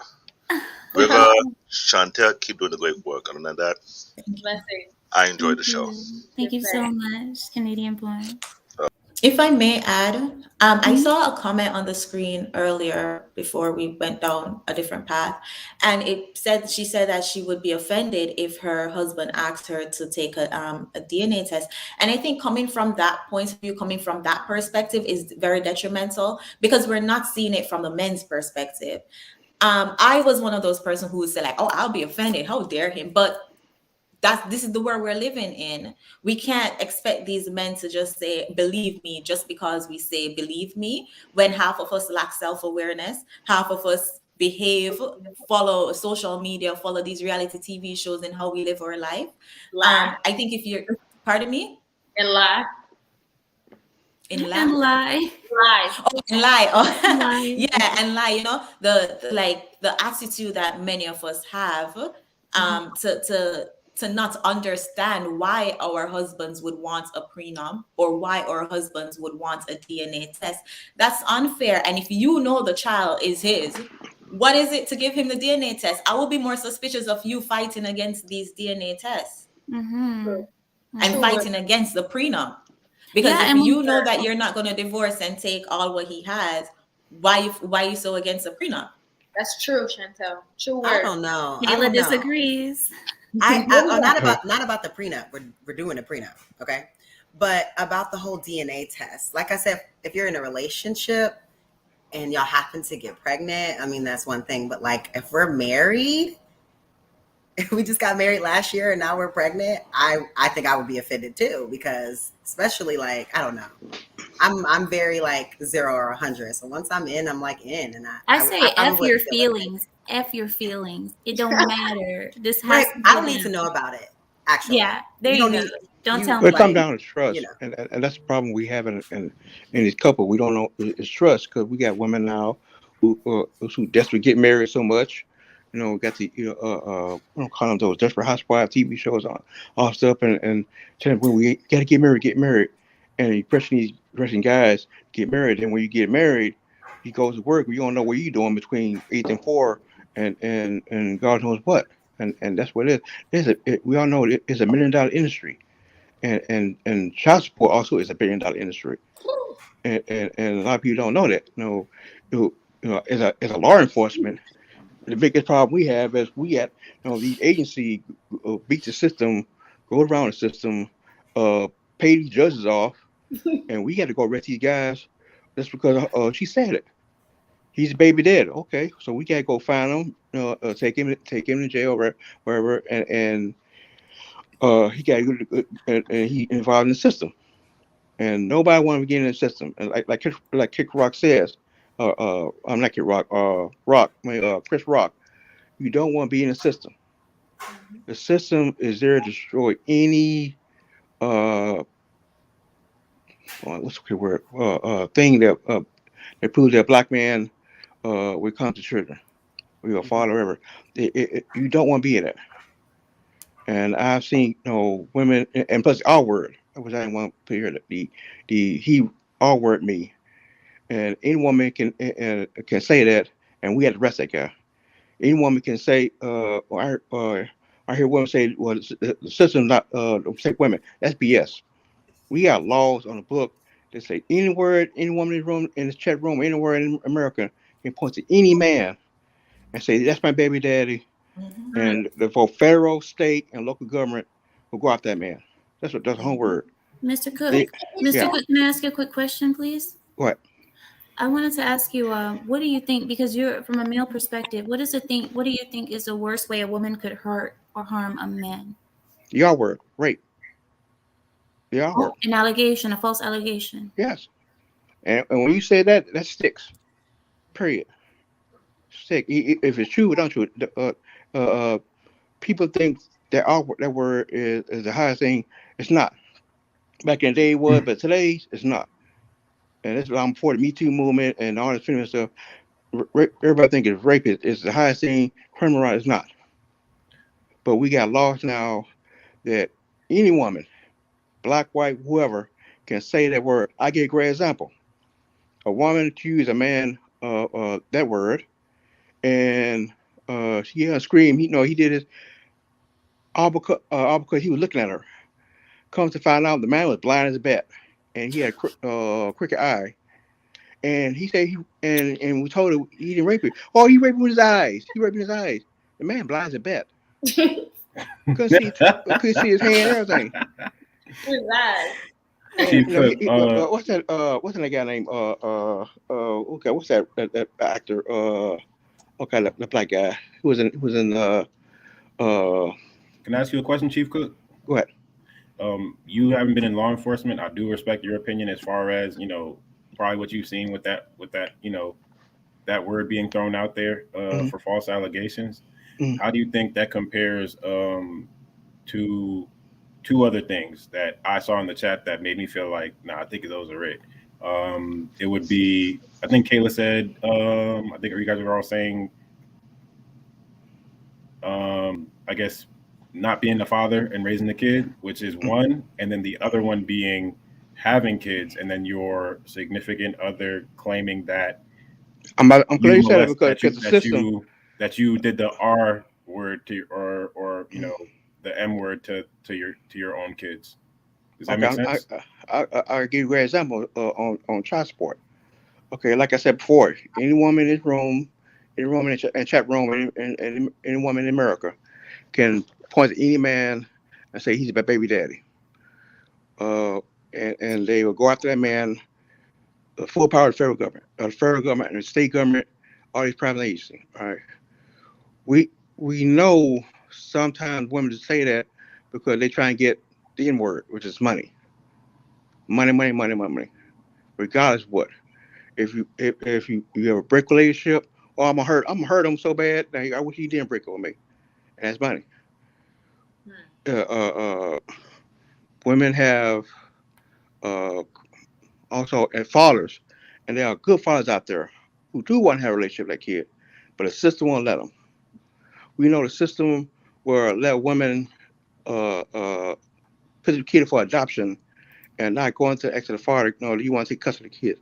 A lot of fathers don't even know they have kids, and they put them for adoption. It was a case a couple of years ago where one put a kid on adoption, and it was two gay men, and the kid had a birth certificate, and he found out, and because they asked him, what kind of problem, so he found a baby daddy. He finds out he tried to get the baby daddy. They won't let him because he was not making six figures, and take it further.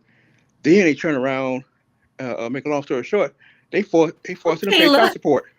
They forced him to pay child support. And two gay men both make six figures. And this is happening all the time. You won't hear it on TV. You don't hear that on CNN, all these the shows. The feminists do not want to hear that story. Domestic violence, which is the hottest thing going on, everybody thinks it's still male against women, but also today is more women against men, and child abuse.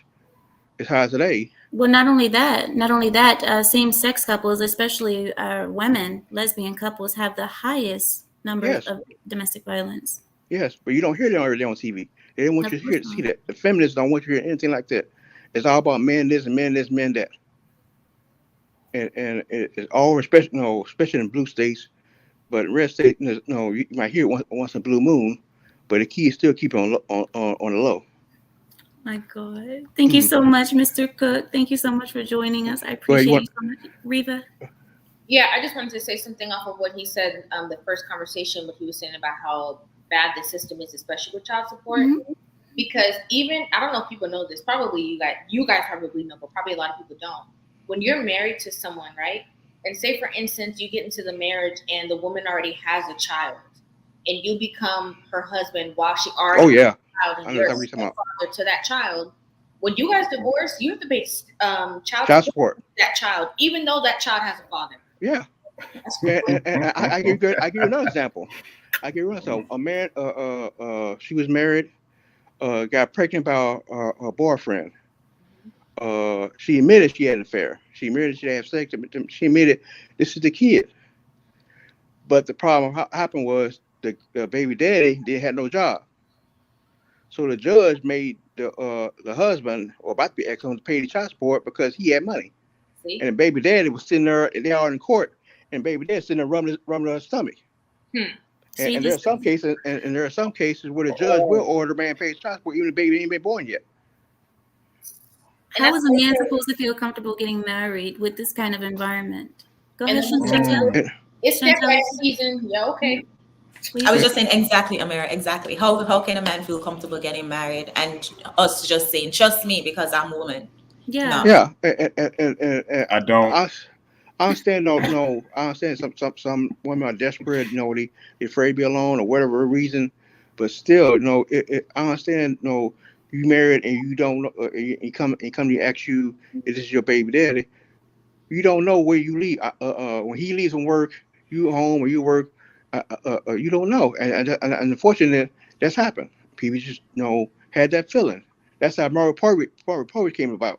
All these TV shows and open TV shows, they come about because you sleep around with him because some women they marry for money.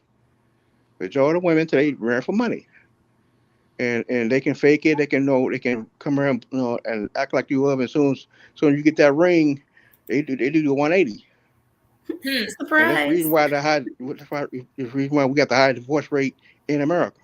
And this is why it's important that when women complain or people complain like, oh yeah, well all these men talk about they don't want to get married and this and that. Like, why are they? You have to change. As women, they have to see a difference in vast majority of women in their behaviors and how they act and how they treat men, respect men, for them to be able to trust that situation because the scale is tipped. Why would they trust that? There's literally so much proof over and over again of how women have changed the narrative when it comes to so many different aspects of relationships, of loyalty, of getting the alimony and the child support. So many men are tainted by these situations because they're very, very real situations. So as women, that's why we always talk about this, okay? About doing better and changing that aspect so that men will want to be married. Not just acting like it's not true and it doesn't exist. Right. We have to acknowledge that is very true of how some women really operate for real. Mm-hmm. We got to change the marriage law, and it's not going to happen because women are not going to sit there and say it's make the marriage law 50-50. It's not going to happen. Mm-hmm. So we got to change her. Remember, the system was created to make the woman the head of the house. She's Queen Bee, the universe, and man Jack. It ain't nothing. The boys, you ain't nothing. She knows everything. You don't know anything. It's all about me, and that's how it is today. Mm-hmm. Very selfish. Yeah, and you remember? I don't know. You remember the show Good Times, and they have a strong black father, a strong black woman, strong black family, everything. And what they do, they kill the husband off. I started watching Good Times. Yeah, and they killed James Evans off because he was a strong black man. Mm-hmm. And they did not want to see that image in black community, and it's still going to this day. Mm-hmm. Now you got notice there are hardly every. I'm sorry, But notice there are hardly any shows with that strong black male image. I want to say Jamie Foxx have a show on Netflix, and it's just a disgrace watching him. I think it's Jamie Foxx. I don't know. I know what it's just embarrassing. It's just embarrassing watching him portray that character, where it's like there's literally no shows that show that strong black father image in the household. Because they don't want to see that. No, you got shows like Empire and all these crazy shows is about it's about Adam and Steve and not Adam and Eve anymore. True. And they don't want to see that. Chantelle, right? Because even the men that do these things, they can portray, and you said the same thing as well, Chief. You know, they can portray an image of a family structure, but not if it's a strong, authoritative man figure. Mm-hmm. No, he always has to be either like the abuser or like a sin. You know, or whatever mom say goes. Yeah, I give you another example. The greatest show of all, the Cosby Show, and what we always see in Cosby Show: Mama, Daddy want me to do this. Mama, Daddy want me to do that. Mama, I'm gonna talk to Daddy, and it made me look like a damn fool. And that's how it is today. Yeah. Thank you so much, Mr. Okay. Sorry. Go ahead. Go ahead. Okay. Thank you. No. Thank you. I love Chief Cook. Thank you so much. Thank you. Thank you. And Zoe, is there anything you wanted to say? Any last statements? A couple of things. I didn't want to cut off Chief. So no, yeah, he's really. Well, first, what you guys were talking about before with your guys' little static, I thought it was weird that my two favorite people from Lapeef were here today, Ameera and Kayla. I want to say, well, as far as Kayla, I feel like what you said earlier is pretty clearly why she's misunderstood. It's just the platform itself. Like, as far as when it comes to like her being a debater and everything, it's not going to make her look as feminine as people want her to be, like, or as feminine as you, Ameera. I would just make the comparison. But when I hear her speak, what was it? The point where I realized I like Kayla was when she said, I think somebody said she was a Gemini, and then she said something like, I'm just like Kanye West. And I was just like, the way that she talks and the way that she behaves, and when I like backdated it, it all made sense. And I just immediately was just like, okay, I can tell the type of person that she is. And she's not, and even like right here, she's not like that aggressive. She's just sensitive to me as far as I'm concerned. Why do you keep calling me sensitive, Zoe? Because you are. When you react, it's like, it's just that. I think so. That's just what it looks like to me. I'll just put it that way. I don't want to go too much into detail right now. I'm just, glad you're on the platform. What I wanted to address on the overall topic was something that we were talking about last night on, and it applies to the topic as well. Anton's show last night, just the adversarial nature of men and women being the root cause of these issues that we're seeing today that you guys were discussing. And what I always say, and it comes across malicious, is that women don't know what they want. And then I tend to like ask women, like, what did they think about that? And then if they want more context, I'll provide the context. Like women don't know what they want. They operate on only 3 levels. I like that. I don't like that. And I don't know. And that what women do know is what they feel. And if they operate off of how they feel, that it's easier for men to cooperate with them in that adversarial nature. Because as a man, if a man goes after what he wants, and he has a woman that knows that goes off of what she feels, she can provide that woman with options to let how she feels decide how things move forward and within their context of the relationship, if they both have what's best for each other in their hearts. If that makes sense. Does that make sense to y'all or no? Yeah, I mean, that makes sense. What was the question though? It wasn't a question, was it? You were just talking about just any commentary on like just the idea that women don't know what they want, they know what they feel. Yeah. I think majority of women are like that. I actually had a comment on what you said about Kayla. on the Oh, show. go ahead. Rivah. Oh God. Okay, sorry. Let me leave it alone. I'm just kidding. Just kidding. No, because you always starting drama, Rivah. Okay. It's fine. It's No drama? fine. I Okay. won't break. I'm very authentic. So if it comes to my mind, it's gonna come out of my mouth. That's just how I am. That is how I am. But what I was gonna say is that when it comes to people trying to compare people on the show, I think people need to realize that you can't do that. There's very different people in the world. There's very different mindsets. Kayla and Ameera are not the same. Okay, Right. they are not the same person. But I do think that there's a lot of different facets to Kayla. But one thing that I appreciate about Kayla is that she's herself. We have a lot of people who are on the internet trying to be somebody else. Okay, it's not going to serve any good if Kayla comes on there and just says, "Oh yeah, Ameera, I just completely agree with you," and she doesn't agree. Because then, what are you going to call her? A chameleon? You're going to call her this? You're going to call her that? I like when people are able to be authentic, are able to be themselves. It doesn't mean that everybody's going to be the same and think the same. I just want to say that. Thank you, I Rivah. appreciate that, Rivah. I appreciate that, and I push that so much, and so do me and Kay on our show. We push that so much that people are so different. Like, I went to Howard, right, and I grew up thinking like all black people are black people, right? I get to Howard, I'm like, oh my God, there are so many different black people with so many different experiences that live in so many different places. We're all so different. A lot of us are nothing alike. It was crazy, but like, we have to accept and understand that people are different, and like, if they like what we have to say, cool. But I think like judging them isn't going to keep the floor open, because sometimes when you talk to people, sometimes the first time they don't get it.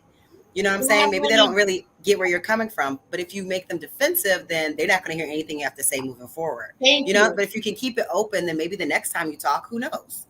Thank you. If I may add also. Yes, I always say that. If I may add, I agree 100%. However, I do think there's a constructive way to do things and a destructive way to do things. And though, yes, everybody's different, everybody's not the same, there's still a way to do things that will get us closer to our goals. So it really would depend on what the goal is in the conversation that we're having. However, I get where you're coming from, Rivah, but in just accepting everybody to be different can interfere with getting to the goal, getting to the solution, having the conversation. As someone said earlier, it's not a debate, it's a conversation. So to say, like Kayla said, I debate, I'm in journalism. Okay, but this conversation is not to debate. So if you come as yourself, the great debater, in a conversation that is not a debate, but to get to a solution, you're doing more harm than good. Just had to put that. I don't know. I don't agree with that, because if it's just a conversation, then other people wouldn't be saying. People literally say, "You're wrong. You're right. That's not true. This is not true." If it's just a conversation, then it would just be people sharing their perspective. But we have people on the network that are literally telling other people what they need to be doing with their life, how they need to be doing it, and why they need to be doing it that way. That's a debate, and we're providing sources. That's not a debate. We're doing all these things. No, ma'am. That's not a debate. You can take the information or not. An opinion. You can choose to take the information or not. So that's not a debate. That's not a debate. But if you're trying to say that you are right about something, and you're trying to provide data about why you're right, we're not just having a conversation where we're both sharing our feelings. You are telling me what I need to be doing. That's not us having a conversation. Us having, oh, the sun is blue. Yeah, I like the sun. You like the sun. I like the sun. But sharing your feelings won't get to the solution, though. But I'm not in my feelings. No, you said you're having conversation about your feelings. You mentioned that, you're just, so sharing your feelings won't get to the solution. Sharing the facts will get to the solution. Right. So if the person you're having the conversation, if the person you're having the conversation with has the facts to get to the solution, you bringing your feelings to the situation is irrelevant, and then that will cause it. But what is the solution?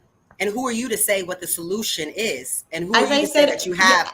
So as I said earlier, it depends on what the solution is. So I can't tell you what the solution is. Right. No, it depends on what the solution is for the none of us can tell any of us what the solution is for their lives. lives. What are you talking about, though? None of us can tell each other what the solution is. I was saying the that point specific of a conversation is to find a solution. Yeah. So I can't tell you what the solution is if we're not having a specific conversation. Right, but even for having a specific conversation, your viewpoint is just your viewpoint. It's not the debate other is for person's a winner. solution for Yes, their life. right. To be Thank a you, winner. Ameera. You see, There's that's a the debate logic. where there's a That's the winner and And that's not logic. what we're doing. That's the Yeah. that's the logic. That's the logic that you know, anybody can do anything they want and have and not have to deal with consequences type logic. It's foolish. It's just so foolish. Like, oh, you said that I'm wrong. Well, obviously you ain't getting the results that you want, and maybe somebody is, and they try and point you in the right direction. Now you're upset. Right, and if they want to You're give you their upset because opinion, they you're upset. can. Now you're upset because it throws Who's you off upset? your path. It throws you off of what you want to do. You know what I'm But I saying? think there's something very, Who's very, upset? very. I think there's Whoever's something getting very, upset, very that's what I'm clear. saying. You're Oh, defensive okay. already. I'm saying whoever gets upset, that's the reason you're upset, because it's something that you don't want to do. It's an action that you don't want to have to take. But I think there's something very clear, right? You're not getting When it. I Okay. said Of when I course say not. that there's different people, right?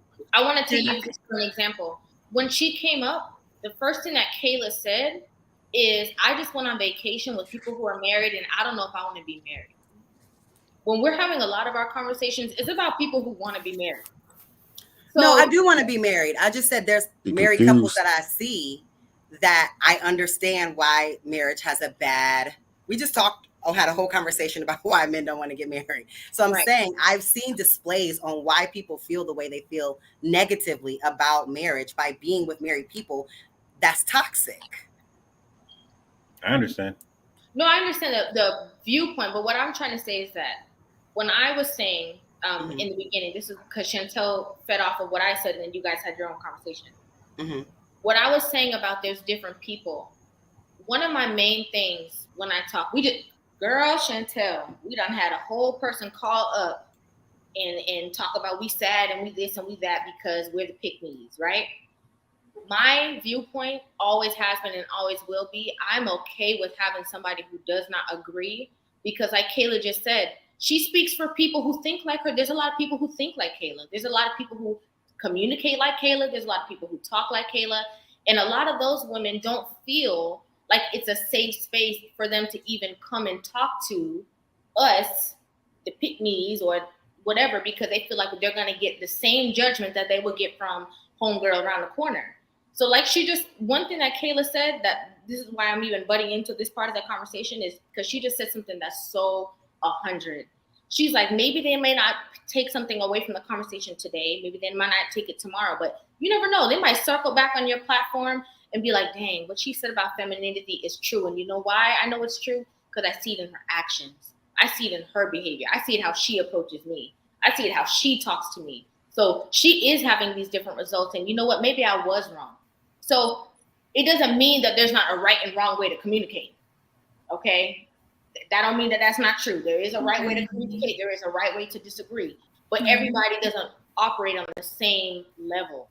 Okay, guys, really quickly, okay. I have two things I need to address. I have a super chat and I don't want to let it go. So this is Milton. Thank you, Milton. He says, Chantelle is right, Kayla's wrong.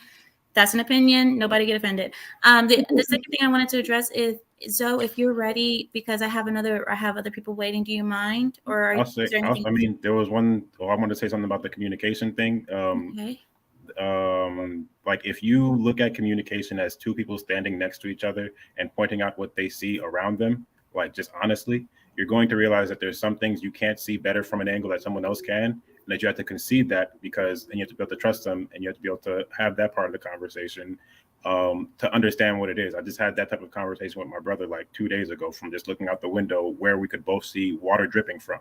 So if you're able to have that conversation honestly about, okay, I and admit what you know and what you don't know, and what you see and what you don't see, and then clarify like the semantics of the situation, then the rest of the conversation is easier to have, because you realize that these are two people. The only point of two people even having the conversation is to really help each other, whether it's a debate, whether it's being advisory, whether there's rank structure like in the military, or whether it's like cooperation, or whether it's someone below talking to someone above. It's always going to be some way that the two people can help each other in that communication.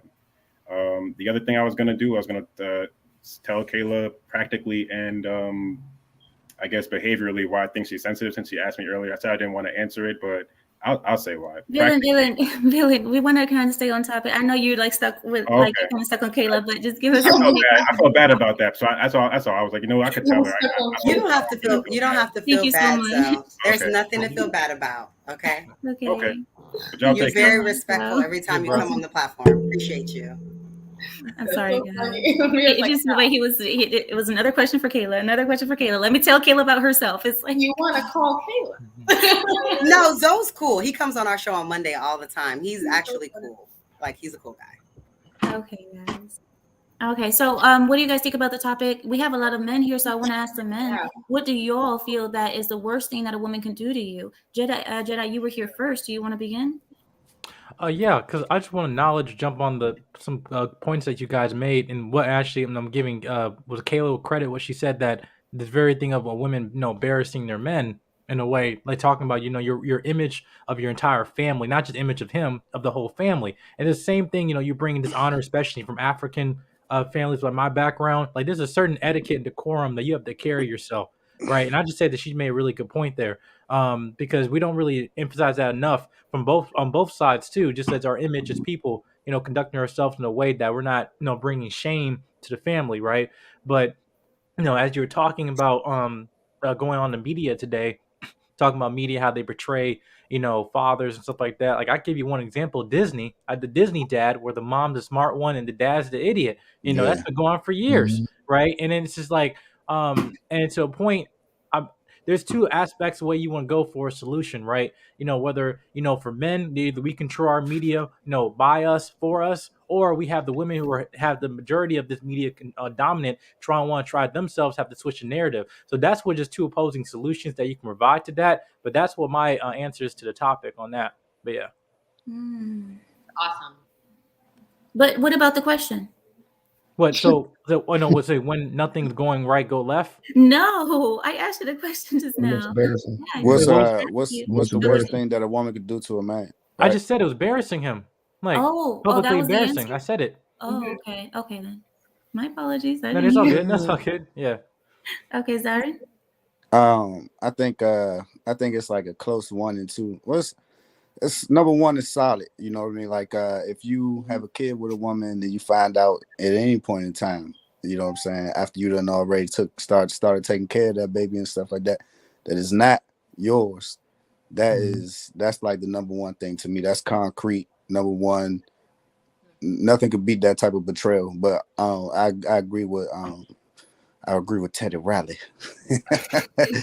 that the worst thing you could do as a woman is embarrass your man, because it's like she's supposed to be like she's supposed to be like a mirror or a reflection of your judgment. You know what I'm saying? So if she is a reflection of your judgment and you can't even pick the person who's supposed to be closest to you correctly, you know what I'm saying? Then more likely than not, like your whole life was probably gonna be out of order. And then on top of that, let's say like you was doing well by yourself, and then you pick somebody like that, you know what I'm saying? She gonna disrupt your life for sure.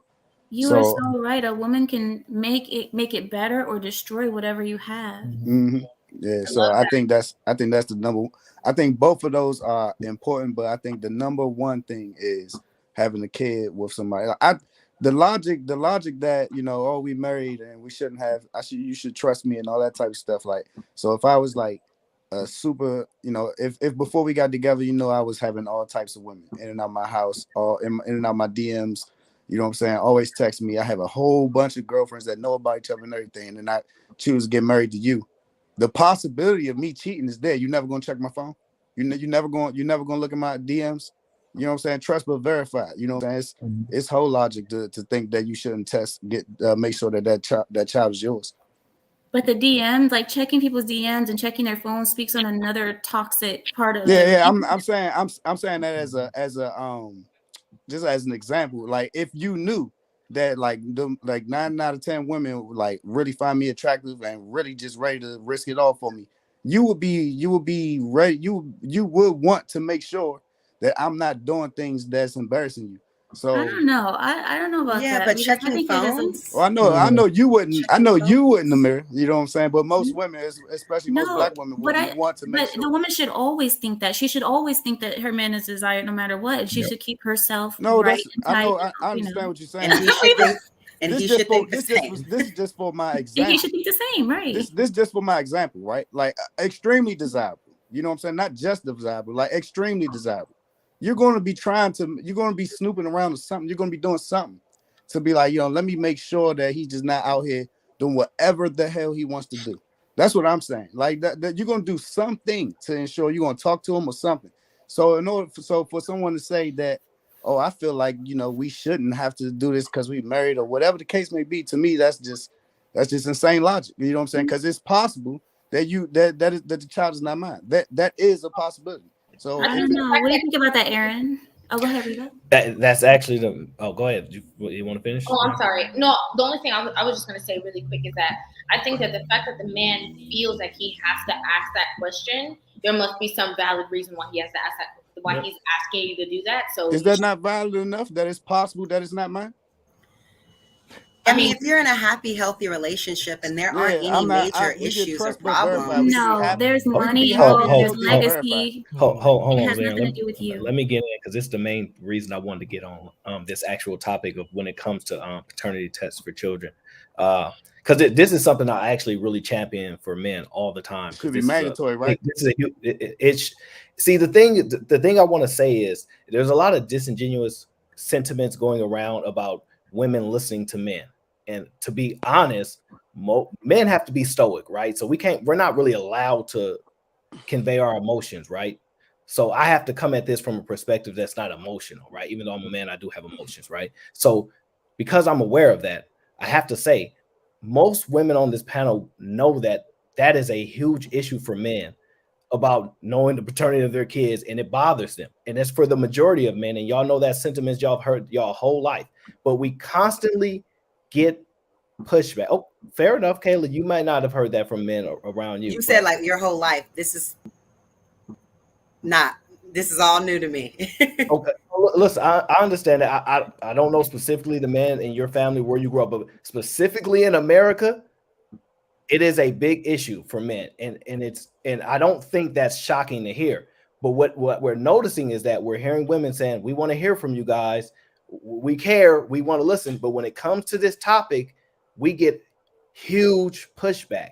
And what I would like to see is which women actually standing up for men and saying, we find this to be a big issue for you guys. And even though the way we see it as you should just trust us, because we say we want you guys to be leaders, but y'all don't want to give us the power of the leadership position.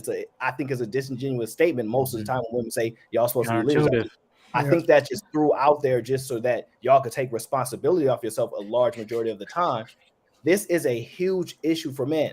And because I'm in a situation where I'm going to have paternity tests on all my kids, and my girl doesn't have a problem with that. She truly understands the dynamics of everything. And so because I'm in that position, I want to push that narrative for other men who are not in a strong enough position to have that voice and speak that way. And so I seen a video with this lady. I seen a video where this lady was pretty much like, that's not our problem. That's not our problem. That's your problem because you too weak to have to be able to tell your woman that you're getting a DNA test. Like I saw that. I saw that too. And I mean, Aaron, to your point, exactly so. If we're saying, oh, we want to hear our men's perspective, if we're saying, oh, we want to learn and understand our men, but we're debating this topic, what is in a DNA? We're acting like they're asking us for a kidney. What is in a simple DNA? The fact that and I see those videos on TikTok, and I see that saw that one viral video. They were on a panel, and she was like, "Oh, she never get a DNA test. A man is weak if he asks for a DNA test." Like, come on, let's wake up. And not because we see that not because we don't have it in our personal life, not because the few men we know around us in our box never experience it, doesn't mean a lot of men aren't experiencing it. Yeah, and I know. And if men are speaking up about it, it's in our best interest to be quiet, shut up, and allow men to ask for their DNA test if they want it. I know somebody. I know somebody who did experience it. Like 17, and like 12 years later, he found out it wasn't his. You know what I'm saying? 12 years. So like, you know, that's crazy, man. That's We just, need to stop being so narrow-minded if we really want to work with our men. Not because we don't see it in our everyday life doesn't mean it's not happening.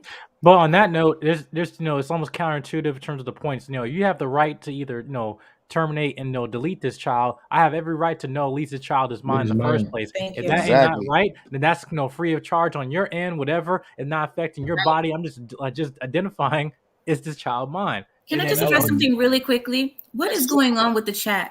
Something is wrong with you guys. I just want to say, I've been highlighting a few comments. Something is wrong with you guys. The People are chat is saying that very Caleb got them toxic. fired from their job. Caleb tried to get their kidneys. They want my attention. It's okay. They won't cam up. We go won't cam up, over this right. Come on the other channel, Anton's channel, when we run the panel over there. People won't cam up. They won't. They just want to troll.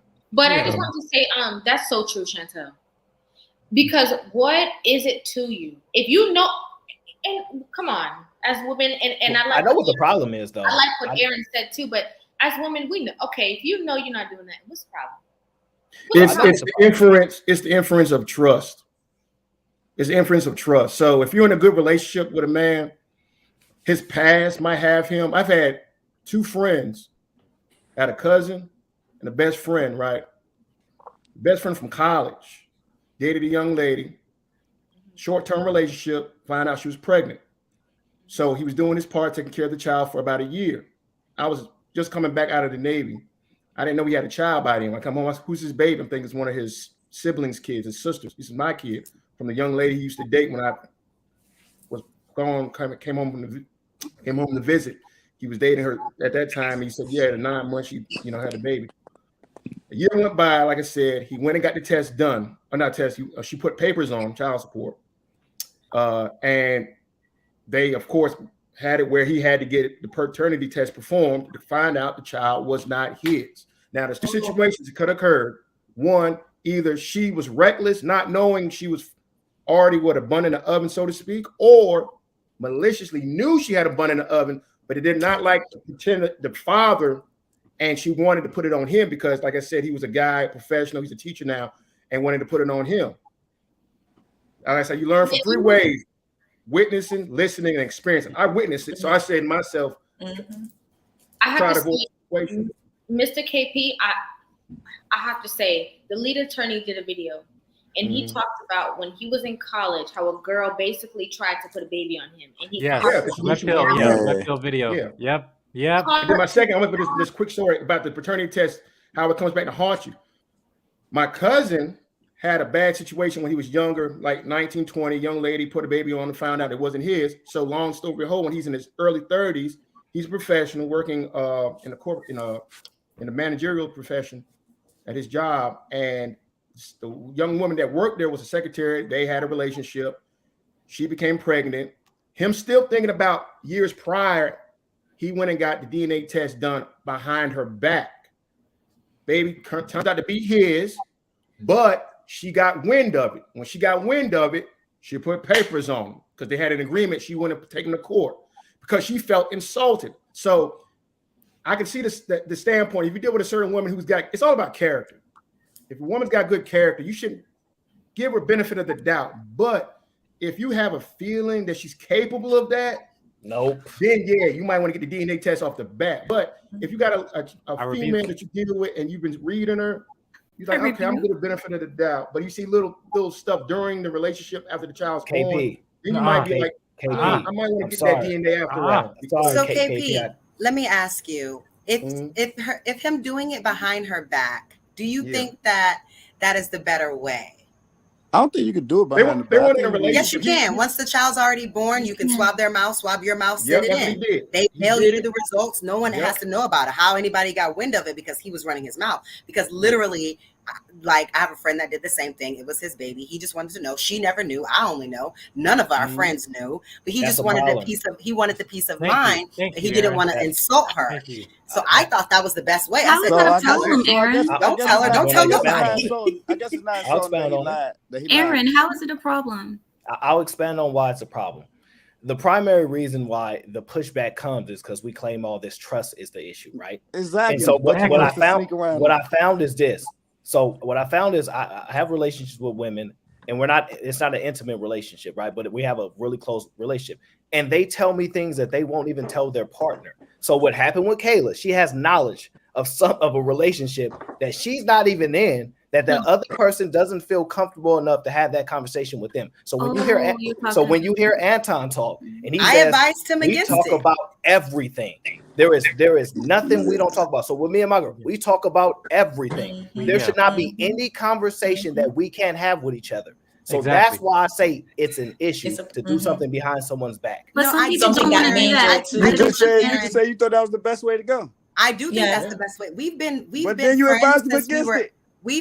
I advised him against telling her. We've been friends since we were 18 years old. It's been over a decade. He's been with her since freshman year. They've been together for over a decade. I know this girl. I told him, don't tell, because I know it's going to change the dynamics. She's been a great, loyal wife. Like, I know she's going to get offended, and it's going to cause problems. Like you guys say, let's talk to everybody. But like, Kayla, what is the woman's reasoning? Like you said, for one, you advised him not to tell her. Why? Why would she have issue with it? Why subconsciously to a woman would that be problematic? Just because I think that she would personally get offended. Like, we're from the South. We're from Georgia. We grew up, all of our families in married families and married structure families. And I know that we don't come from an environment where like that is something that happens. You know what I mean? Like you guys were saying, you see this all the time. I didn't see this growing up. This was not a part of our lives. Knowing her, I know she would get offended. That's why I just said, don't start no fire in your own house. Like, just leave it alone. That goes to a point talking about, you know, that you have no bother risking of offending us to pursue your rights as a woman. We had the solution is of like normalize having equal shared accountability, because like I said, go back to determination. Anything I feel when I say I don't have the right to say, hey, I want my child, whatever. And it's like, nope, nah, my body, whatever. And you don't care, I'm offended. Like, that's the only thing. So, but you're offended that I asked for a test of my child, a test. Listen, it makes no sense. It makes no sense. I'm a woman. As a woman, you might be offended that your man asked you something, right? You do it. You might be offended.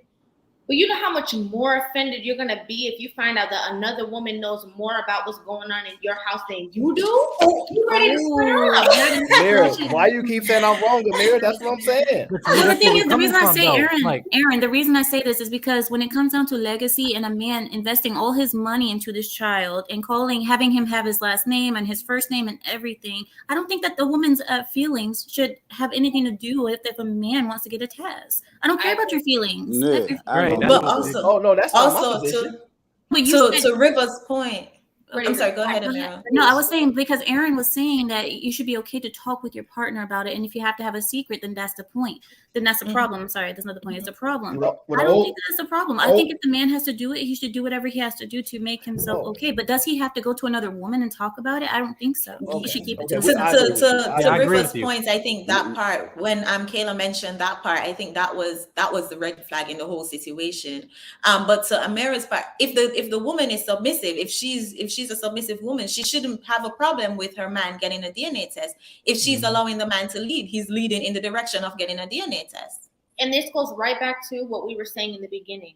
This is why I say, I come into a relationship or whatever the case is, I tell women all the time, transparency. Let your man know that you're putting it all out there on the table for him. Because at the end of the day, if you're wanting to work with your man and you're wanting him to work with you, your challenges, you want him to make sure he's leading you, guiding you. Okay, yeah, you wasn't supposed to say that, but I'm still getting in alignment with you, right? When he says that to you, babe, all right, so we're gonna have to do a paternity test. Why, babe? Oh, because I feel like, I just want to be sure. Okay, honey. Or for peace of mind. I understand. That's it. That's it. But then to your point earlier, Rivah, do you think the conversation's just going to be like that? It should. It should. I mean, even if it's not, it still need to happen. You know what I'm saying? Like even if the conversation, you have to have a direct conversation, not just a direct conversation. That's the thing. And I'll tell you this, right? When I was younger, and I was, super wild, you know what I'm saying? anytime a girl told me like, oh yeah, I'm pregnant, I'm like, oh yeah, that's cool, you know what I'm saying? Get this test right quick. And it was all over. Like they rather not do it.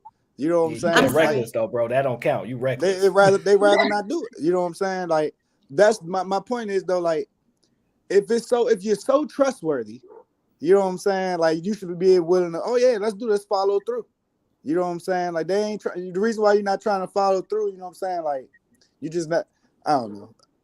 I'm sorry, crazy, if I may, I have to go soon. Ameera, I have to go. However, I do wanna point out how what we're not looking at is the fact that we can have kids with someone, but we can't get to that uncomfortable conversation of asking for a DNA test. That's the bigger issue. Yeah. The fact that we're even suggesting to keep it as a secret, that's the issue, because this is somebody we're starting a family with. This is somebody we're hopefully married to if we're going to reproduce with them, and we feel as though they have to hide it.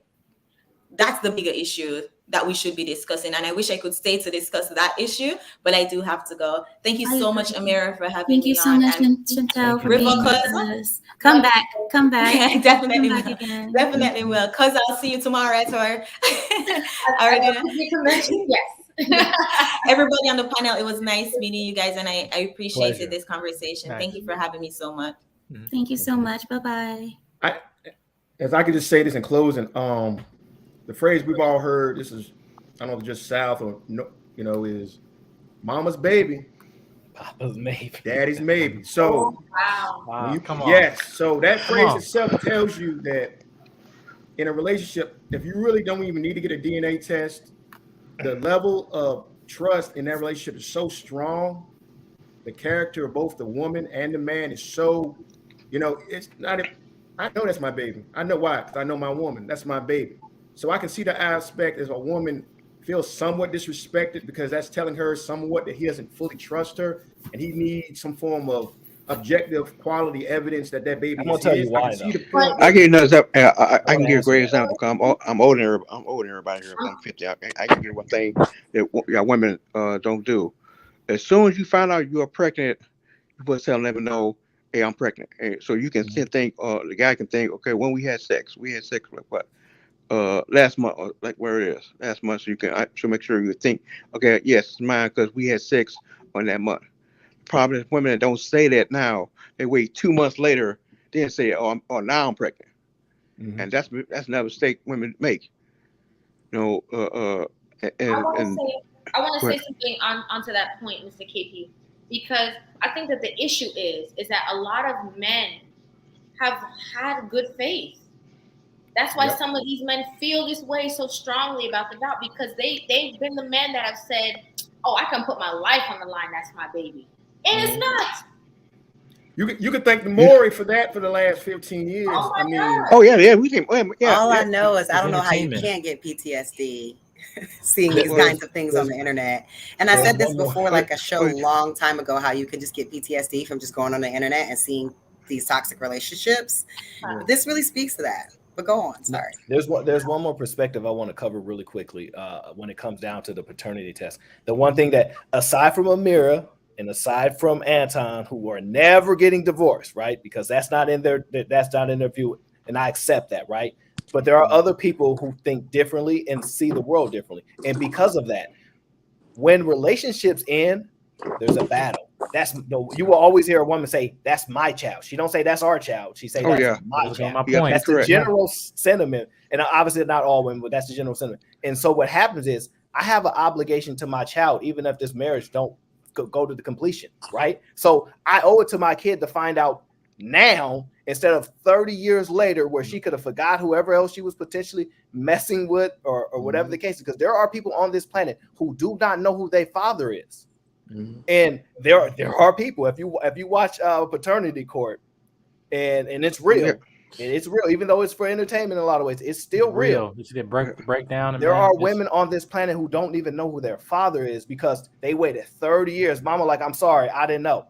And remember, or you know they won't say it. Popular. Hold on one sec. Testing didn't really come to the masses until like the late 1980s. Thank you. So therefore, like I know when you talk about families on the other side of town, my grandfather had. So That is real, and you won't know because there was no testing back then. You looked at the baby, you hold him up, and you go look at the ears, look at You the gotta look at the Niggas got eyebrows. it. all You that. gotta look at the eyebrows. So Back where I'm from, you know what they would say? Sorry, not to cut you, but this is exactly what you're talking about. They would say, the man would just say, well, I can't reject it if I was there, so I guess it's my baby because I was over at Miss Lou house and I slept with her. So Hey, Pappy. But the funny part when you say that, Aaron, the thing is back in those days when women they had pride. I hate to say, I'm not trying to say about demonizing women who have a lot of partners in a same time frame. Go ahead, bro. Don't cut. They should be demonized. If Larry don't cut no had corners, bro. If Larry, okay, I put it bluntly, if Larry was with 4 women in a week, and those 4 women were no other men but Larry, he knows he's the father. But if Lindsay is with 4 guys in a week, she doesn't know. I've always said that's the reason why a man's sexuality and a woman's sexuality is totally different when it comes to the fact of Look at Rivah. you don't know who the father is if you've had numerous partners in a short amount of time. A man, if he knows now the woman he's been with, she's quote unquote the good girl, then he'll say, yeah, that's my child because she's not been with nobody else. But no, I disagree with it. They know it's just when you count, the time you find out, you drew up, you pregnant with the time you get sick and all that stuff. Then they sit there and think, okay, who was the last person who be in this house or where you had selected? Then they got to think, well, can he be the baby daddy because he might not have he got money or he don't have to get money. Well, yeah, that's always been the case. The security and satisfaction are 2 things. They always look for security. If the gentleman that got them pregnant doesn't have it, they'll go to the guy that got security. I know that. Exactly. But I'm saying if they And have a as short a time cop, I frame, can tell you that I 3 have men in a month, that's that question. That's that flip of the coin. I don't know. Yeah. Maury, I don't know. Now they got to decide, like Chief Cook is saying, he's got the well-paying job. He's got the good family. He's got the benefits. He's in the military. It happened to me. I'm going to get wrong. It happened to me because like I was seeing someone, and we broke up, and she trying to put that. She had 1 kid, and she got pregnant, put on another kid, and looking since I was a cop. No, I put that pressure on her and find out. That it was not mine because she thought she knew. I knew it because we didn't have sex. We never had sex. Mm-hmm. But when we broke up, called my boss and everything. We had sex and he like this. I've been through it too. So I ain't want about to think. I don't know what I'm talking about because I've been through it. But also, as someone who's a police officer who had to put people in jail on hearsay. Mm-hmm. And I'm serious. Hearsay. Like we got these stupid laws and these white folks, these white feminists put in.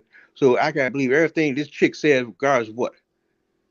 Can I posit a question to the ladies on the panel? Ideally, what I found is because Kayla kind of brought it up, like what you don't know kind of don't hurt you in a sense. So ignorance is bliss. The ignorance is bliss to a certain degree, but not in totality, Kayla, but just to a certain degree. Okay. So what I'm saying is, what I think, and I could be wrong, and y'all could correct me on this. If a woman wants a relationship with a man to continue, right, and she wants that, and she don't see anything else, right, but she made a mistake and she cheated on him, but she knows, but he don't know she cheated, but she knows if she tells him the truth that he will leave, and she don't want to lose him.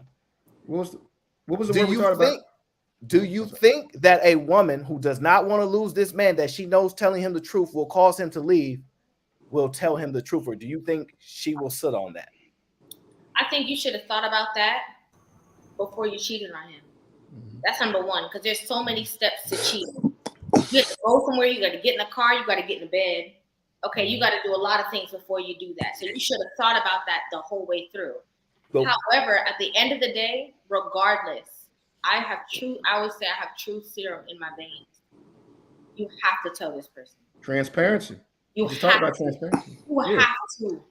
But you forget do you think that's normal, though? Do you think that is what's happening? I think that's what's happening. Absolutely not. But that's the problem. And so the reason I say that is, hold on, real quick. It's gonna be quick. The reason I say that is, that goes down to the premise of if she did cheat and that baby may not be ours, but she do not want to lose us. I don't think she's gonna risk telling us, "Oh yeah, that baby may not be." So that's why Choices and trade-offs, Think about the especially if the future guy of the got money. baby. Especially she if has he to got do what's in money. her best interest. Just for If he me got money, personally, this is someone's whole life. Like if we're speaking to cheating and a child being involved, That's like what I was thinking. this child has to go. This is a whole person. They're like they deserve to know. It is their right to know who their parents is, and that's the least you can do. So for me personally, I just like, even if there wasn't a child involved, like for me, I have a conscience, and like I just can't the weight of it. I can't carry it around all day.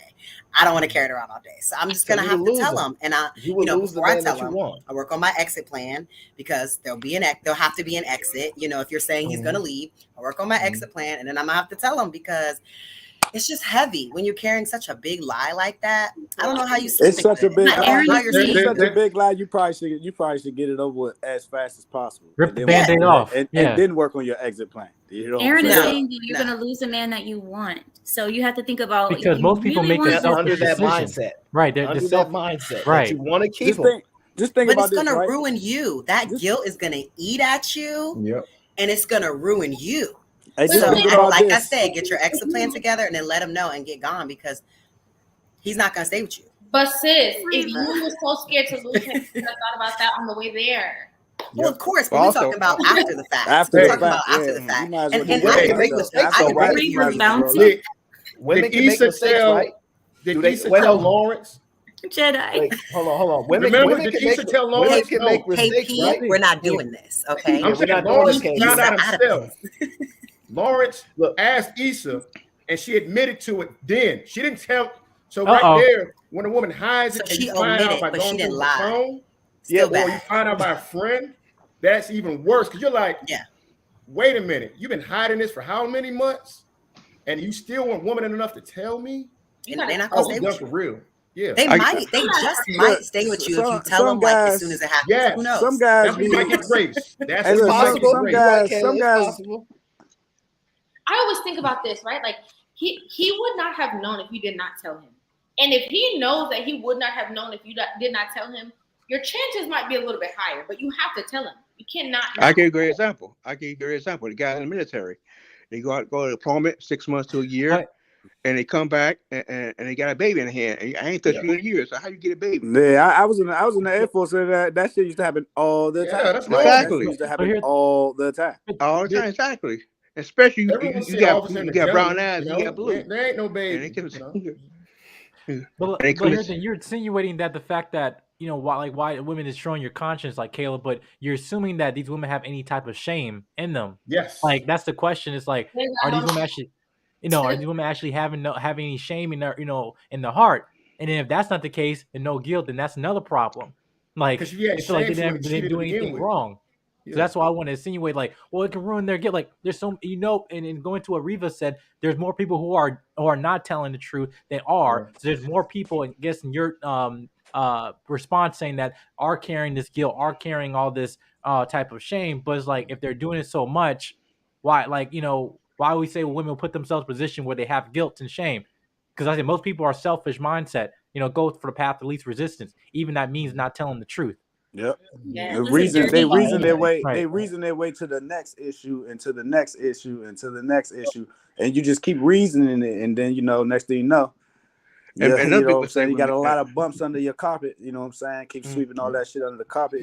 So I just think at the end of the day, it's better to get everything out front. You know what I'm saying? Like if you just keep on pushing stuff back, like just imagine a man. Got a chick pregnant, you know what I'm saying? And he got a whole family, and he just keep pushing it back and not telling her. When he finally tell her, what's gonna happen? I want to bring up something to you guys as well. I want to bring up something to the panel, guys. I know this is bad, but the situation is when you have a woman who is pregnant by, let's say, two men, one rather wealthy, one rather poor, a lot of times a woman will think like, well, I want to give my baby the best life possible. And I know he's not going to get the best life with this. You know what I mean? What if I tell the baby secretly that's not really your daddy when he gets older? But I let this man take care of him because I want him to have the best life possible, knowing that the family court will make the wealthy man pay for this kid. Even though he's not his, the court will still make him pay for it as if it was. So, especially you sign that birth certificate. But why are you laying down with somebody that don't got no money? Right. Whoa. Hold up. Wait. Why are you having sex with somebody like that? I don't get it. I'm sorry. Y'all can keep talking. Let me say one thing. You only say one thing. Drop a bomb and it's like, okay, I'm gonna leave now. Just drop a bomb and like, okay, bye. You only lay down with millionaires? No. I didn't say millionaires. She said poor. She said poor, meaning you can't beat yourself. I understand. Why you laying down with someone who lives under a bridge? You need to be responsible for your womb. So why would you lay down with someone? And you know sex makes babies. So why would you lay down with someone where you could potentially get pregnant and they don't have the resources to take care of the baby? You want to go there? We can go there. Y'all forget one thing. Y'all forgot one thing. You want to go there? We can go there. Come on. We can go there. Please pick me. Okay. Sorry. But y'all forgot one thing. The pick me convention. Someone should cap that. Pick me. First of all, let's be honest. This whole conversation that we're talking about, that Aaron is talking about, these women who are disingenuous, lying, all this kind of stuff. We all know we talking about modern women, okay? Now let's be honest, Kayla. You know why she laying down with Ray Ray, okay? Because Ray. I understand. Knock those ankles. However, womb management. You're not doing that. Womb management. We cannot. Key to the baby daddy. But okay, so you know Rivah, why you lay down with the poor man? Rivah, that brings up because another of your point. feelings. No, it's because how he makes you feel inside. Inside, right? Your feelings. What I'm saying is, oh boy. So Rivah, don't you think that brings up an issue? Because I was on a show the other day where a guy was telling me that I need to marry a guy that I'm not attracted to, not compatible with, don't like the same things because he's a good guy and he has security. This is what women do. And then they're not getting the satisfaction. And every single night they're like, oh God. So then they go to Ray Ray. They go to Ray Ray to get needs met because the person that provides the security aren't meeting the pleasurable needs. So do you think that's a problem of like women just picking men for security that they're not attracted to and then end up stepping down on them? That's partly the man's fault too, though, because you shouldn't even be marrying a woman who you can't satisfy sexually. You know what I'm saying? But on top of that, you know what I'm saying? Like you should really recognize, like, you know, like bro, you might not know that you're not satisfying. This ain't working out. Some men, they don't be knowing. Yeah, they don't be knowing. They're doing it How would wrong. you know? Come on. They don't even know. Hey, women look at men in two ways. I guess, man. You know what I'm saying? She just said it. I've been saying it for years. Honest, just to be totally honest, I think when men be saying like, yeah, I didn't even know. Like, come on, bro. I feel like you fucking knew. When you get to a certain age point, like you said, if you know you ain't making it happen in that way, she's gonna look for the satisfaction guy. You the security guy. If you ain't doing your satisfaction part. It's important to be okay. We can't just. I'm glad that Kayla said that. And see, this is what I was saying. I know Kayla has a lot of different facets to her. I'm very aware of that. Yes. Kayla been on point the last few Let me tell you why I think that's so important that she just brought that up. Because women, yes, do women want security? Yes, they do. But there's so much emphasis on this. You know, I want a man with money. I want a man that's gonna pay my bills. I want a man that's gonna this. I want a man that's that. The important thing is being with a full. I keep saying it. I say a complete thought. To being with a full man, a man that is very sure of himself. Okay, knows the body of a woman, knows how to satisfy it. Okay, can provide for you. Somebody that's going to be a good father. Somebody that if you're sick, you can depend on him to take care of you and help you and assist you. I think it's more important to be in a good have a good connection, and be in a good committed relationship with somebody that's a full man, not just chasing a bag. Guys, I wanted to let you guys know we have a 10-minute countdown, okay? I gotta go in like 10 minutes. So Okay. But real, I want to say this in closing. The thing is, though, it's like the 80-20 rule. What's more important? Right. Now you got to pick at a certain point. If you don't have the ring on your finger, you got to start taking off that Jody, run through at 1 a.m. You got to take that off the list. That got to go. Because you want to get married, so you're gonna look at the guy. He ain't gotta be rich. He ain't gotta be Bezos, but he gotta be able to have something. Thank you. Right. He just gotta be, Yeah. Right. But if he can't give you that star that y'all makes women you still don't want curl them, your though. toes, I mean, come on, Aaron. Come on, Aaron. We capping on this show right now. Y'all That's still not don't want those men. Y'all still don't want those men. Y'all still don't what you want them. mean? I got the list. Okay, so you know what? You haven't Look, scratched as a off man, nothing. I have to press you for specifics. What is the amount of money are you indicating that you're willing to accept? Me personally? Yeah, The lowest. since I we think going there, six figures is I think you think 6 figures. well, am I working? How many men make 6 figures? No, you know what? Let me let her talk first before I return. Am I working too? Am I going to be required to work? Well, requirement is your decision because you saying You're you're modern willing woman. to be more malleable. So what do you you're want in modern your woman. situation? What is If the ideal I'm working situation? as well, he can make 75, 80, and then together we'll be good. Okay.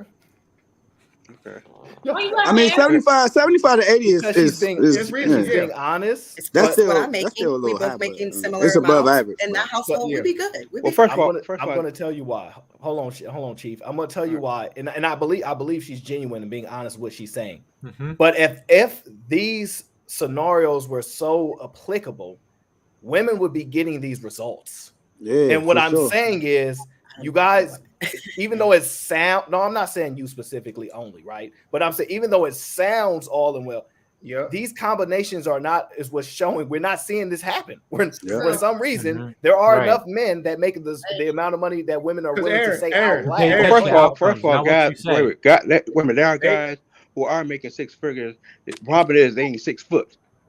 And a lot of women are too busy to look for guys who are 6 foot and 6 figures. That's not true. Because no more. and we gotta say because I'm one of them. Because I'm 5'9", and I dated a woman who was a school teacher, and she looked at me. I'm sorry, she was a principal. And we both made 6 figures, and she said she looked me right in my face. I said, I know I don't date your type because you're not 6 foot, but we had the same money area. Right. And this is everyday woman. That's why I hate when I hear people like Kevin Samuels say, "Oh, well, them guys 6 figures." Yes, they are. It's just y'all don't look around. He might not be the basketball player, football player, or he's a mechanic. He got his own business right there. But he could be a plumber. Yeah, my mom's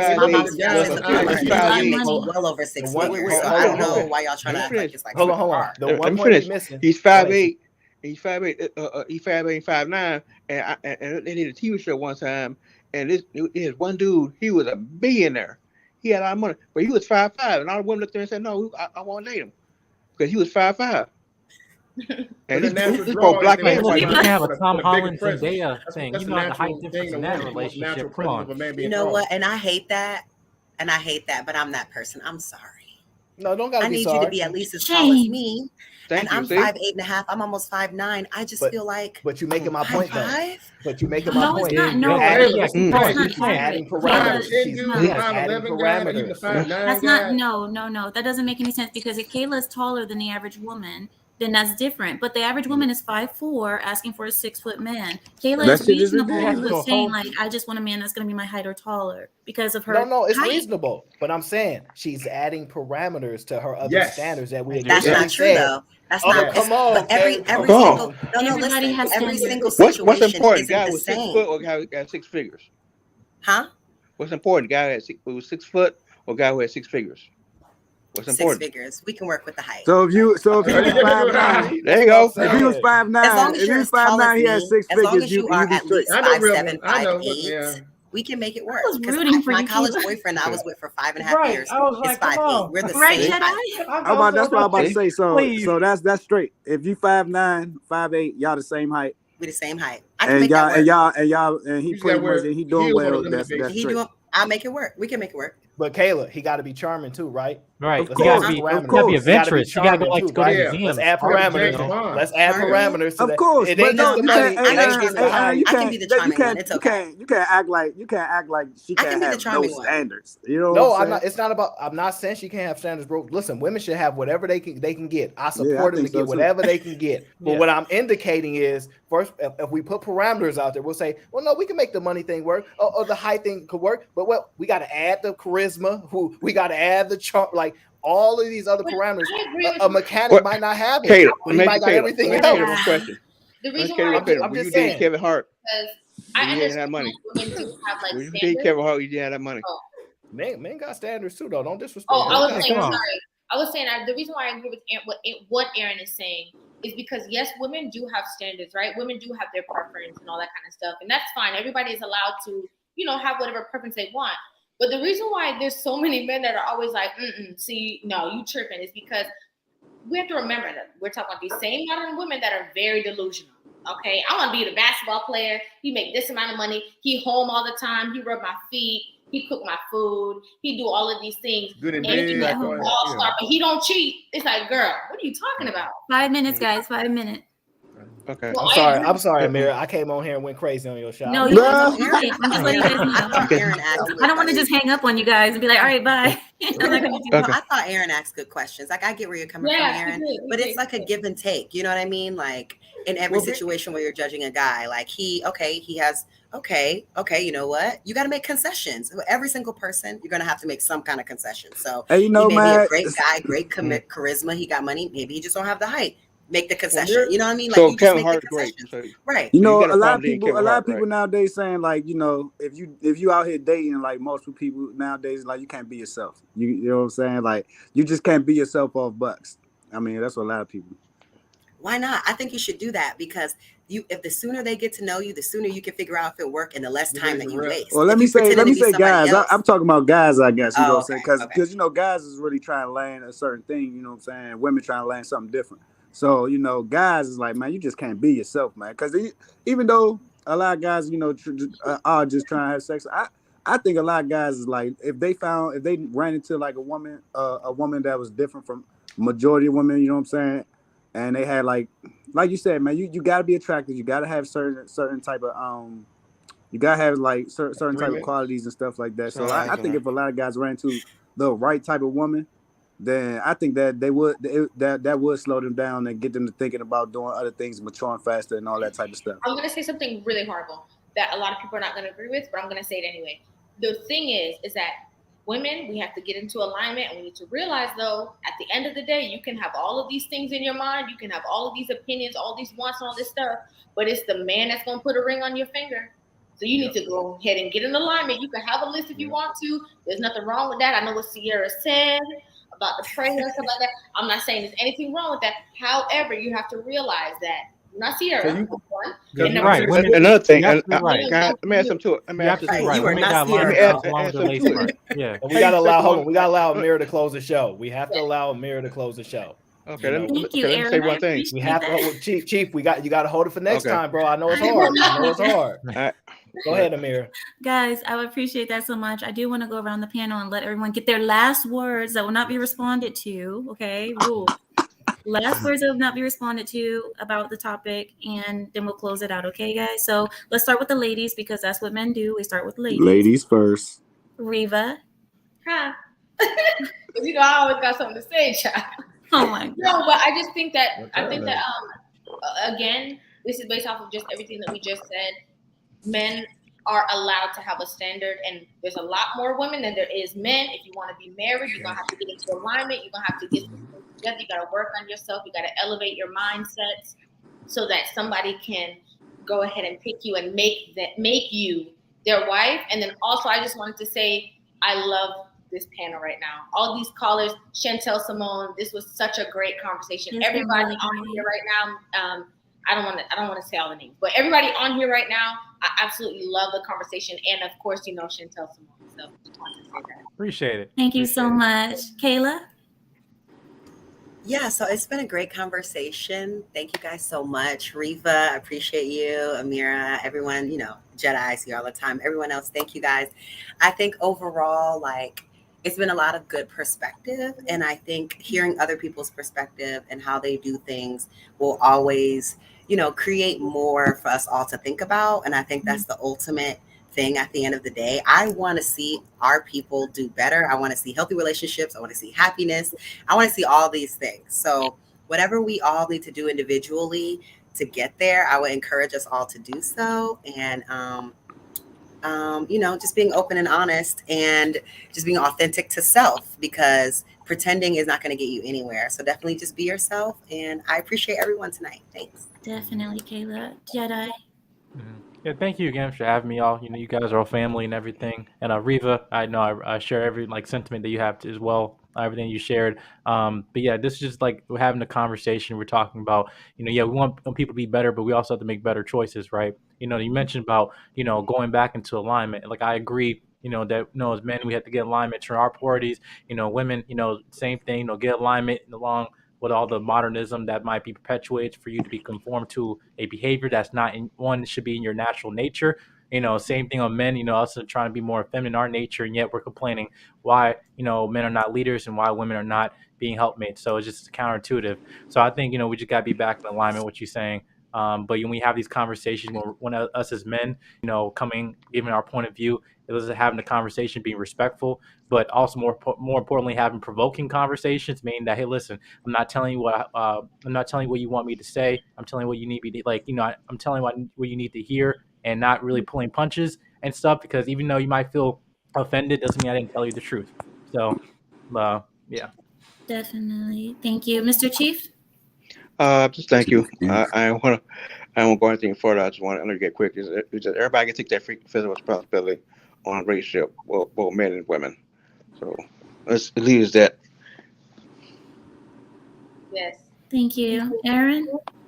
Yeah, no, it was a real dope show. I appreciate you having me up. You did a phenomenal job moderating. I try. You Everybody. guys have a lot to No, talk about. Absolutely. Yeah, no, because Absolutely. it was just a phenomenal show. I got a lot of thoughts in my head, and to be able to get them out of my head and convey them is important, because I think a lot of men don't have the ability to say things and be clear and be able to get that conveyed to the opposite side the way that some men do. And so when we can get on these panels and have these productive conversations, I think is heavily important. But we about to go live in like 30 minutes. Anton channel, we about to go live. Pull up, because it's gonna get crazy. Yes. Again, Oh this will be 3 nights in a row. You know how we do, man. We rock. It's the holidays, man. Come on. It's the holidays. Oh, Right. damn, it is, man. Zarin, I don't since you're sleep. talking, I don't Zarin, sleep since you're that talking, much. go ahead. Yeah. Oh, yeah, I enjoyed the show too as well. I think that the conversations need to be had, but I think that a lot of times we play the blame game a little bit too much. You know what I'm saying? And we should really be focused on, like, when the conversations happen. You know what I'm saying? It's hard to in the moment not to get defensive and stuff like that. Mm-hmm. Obviously, it's a natural reaction and stuff like that. Mm-hmm. But if we could control that and really focus more on ourselves, other than what somebody's actually saying to us, just focus more on, like, is anything of that part true? You know what I'm saying? I think that we could stop playing the blame game so much, because I think men should actually focus on yourself. I just don't think that men should be really even talking about women and unless you are actually ready. You know what I'm saying? Like you really just. But that's subjective, bro. Yeah, it is subjective. No responses, Aaron. No, he's right though. It is subjective. We're gonna start a whole conversation. That's my opinion. I just don't think it's healthy. I just don't think it's healthy for a man to be actually focusing on the majority of women, which he only gonna really need one, to be focusing on the majority of women when, you know what I'm saying, when you're not all the way right yourself. But these conversations happen because, you know, it's obviously something wrong with the dynamic between men and women. So these conversations need to happen. I just think that we need to have more accountability, self accountability in these conversations, or just personally, you know. That's it. That's all I gotta say. I love being up here, and I always enjoy watching and listening to y'all. Hey, you know, and I follow your channel, Rivah, and I love watching your clips. Yeah, I'm gonna check it out. I love watching your clips when I'm on my way to work, because you always like clip you know, pretty much like the shows that be long as on the way and you can't really watch. You know what I'm saying? You don't really want to watch them all day long. You know? Thank you, Zarin. Thank you, Mr. Keepy. I'll just say this uses this metaphor. It's like a game show. You got 3 or 4 doors. If we constantly have this mentality, I can do better. So what I got now, I'm gonna risk it. And you open the next door and you're like, ugh. That's how life is. A lot of folks not realizing they want to go for the 100% and not be happy with the 80% as far as the person having what you need or want. So, I mean, if you want to keep playing that game show, you might be later on in life, and then you keep opening and you'll find out you have to take the 20% now, because ain't much left out there. So the husband store. Yeah, I'm just saying it's a game show. People want to say like, what was it, win or no deal? You know, deal or deal, whatever. You just say, nah, I can do better. I can do better. Okay, I'm Wayne Brady. Go right ahead, open it. Wah, wah, wah. So I thank you for having me on your show, River. Thank you. This is the second time I've seen you. And Ameera. Thank you. Kayla, you say $75,000. I don't really think so, but okay, I'll take that. No, I swear to you. I swear to you.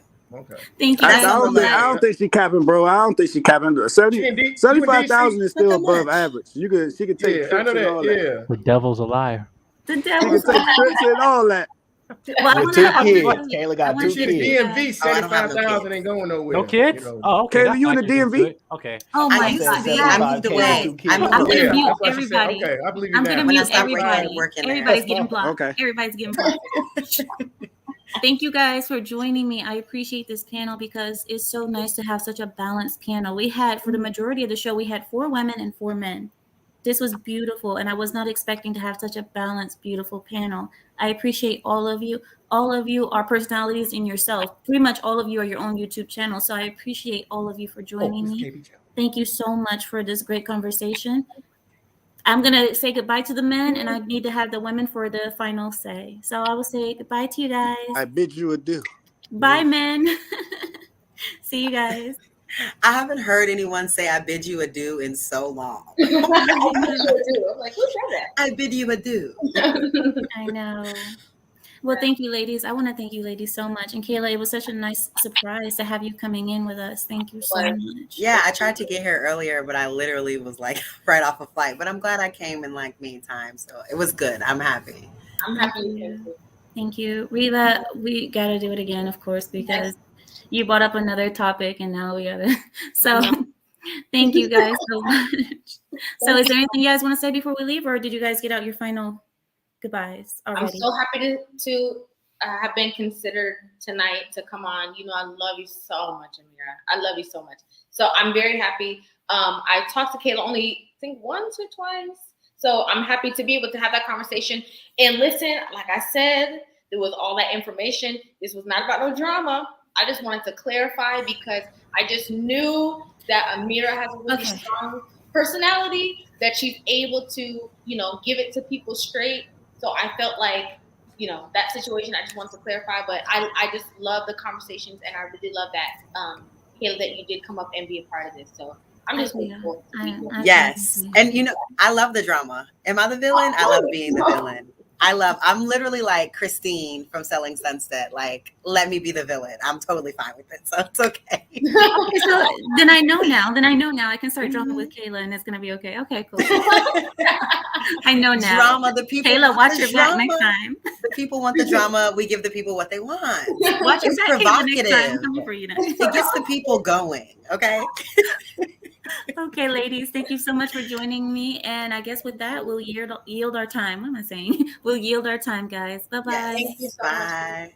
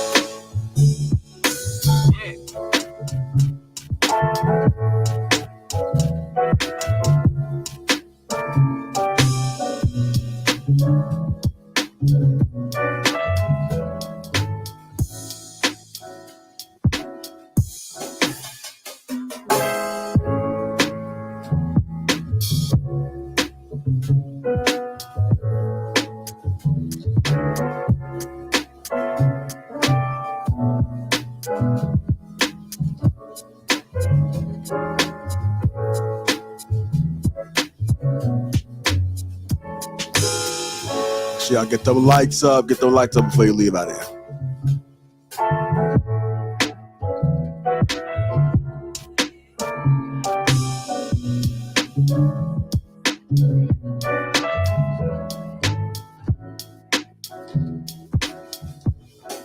Hey, give a like for the ladies. Give a like for the ladies, y'all. Shout out to Ameera. Shout out to Kayla. Shout out to Rivah. Chantelle.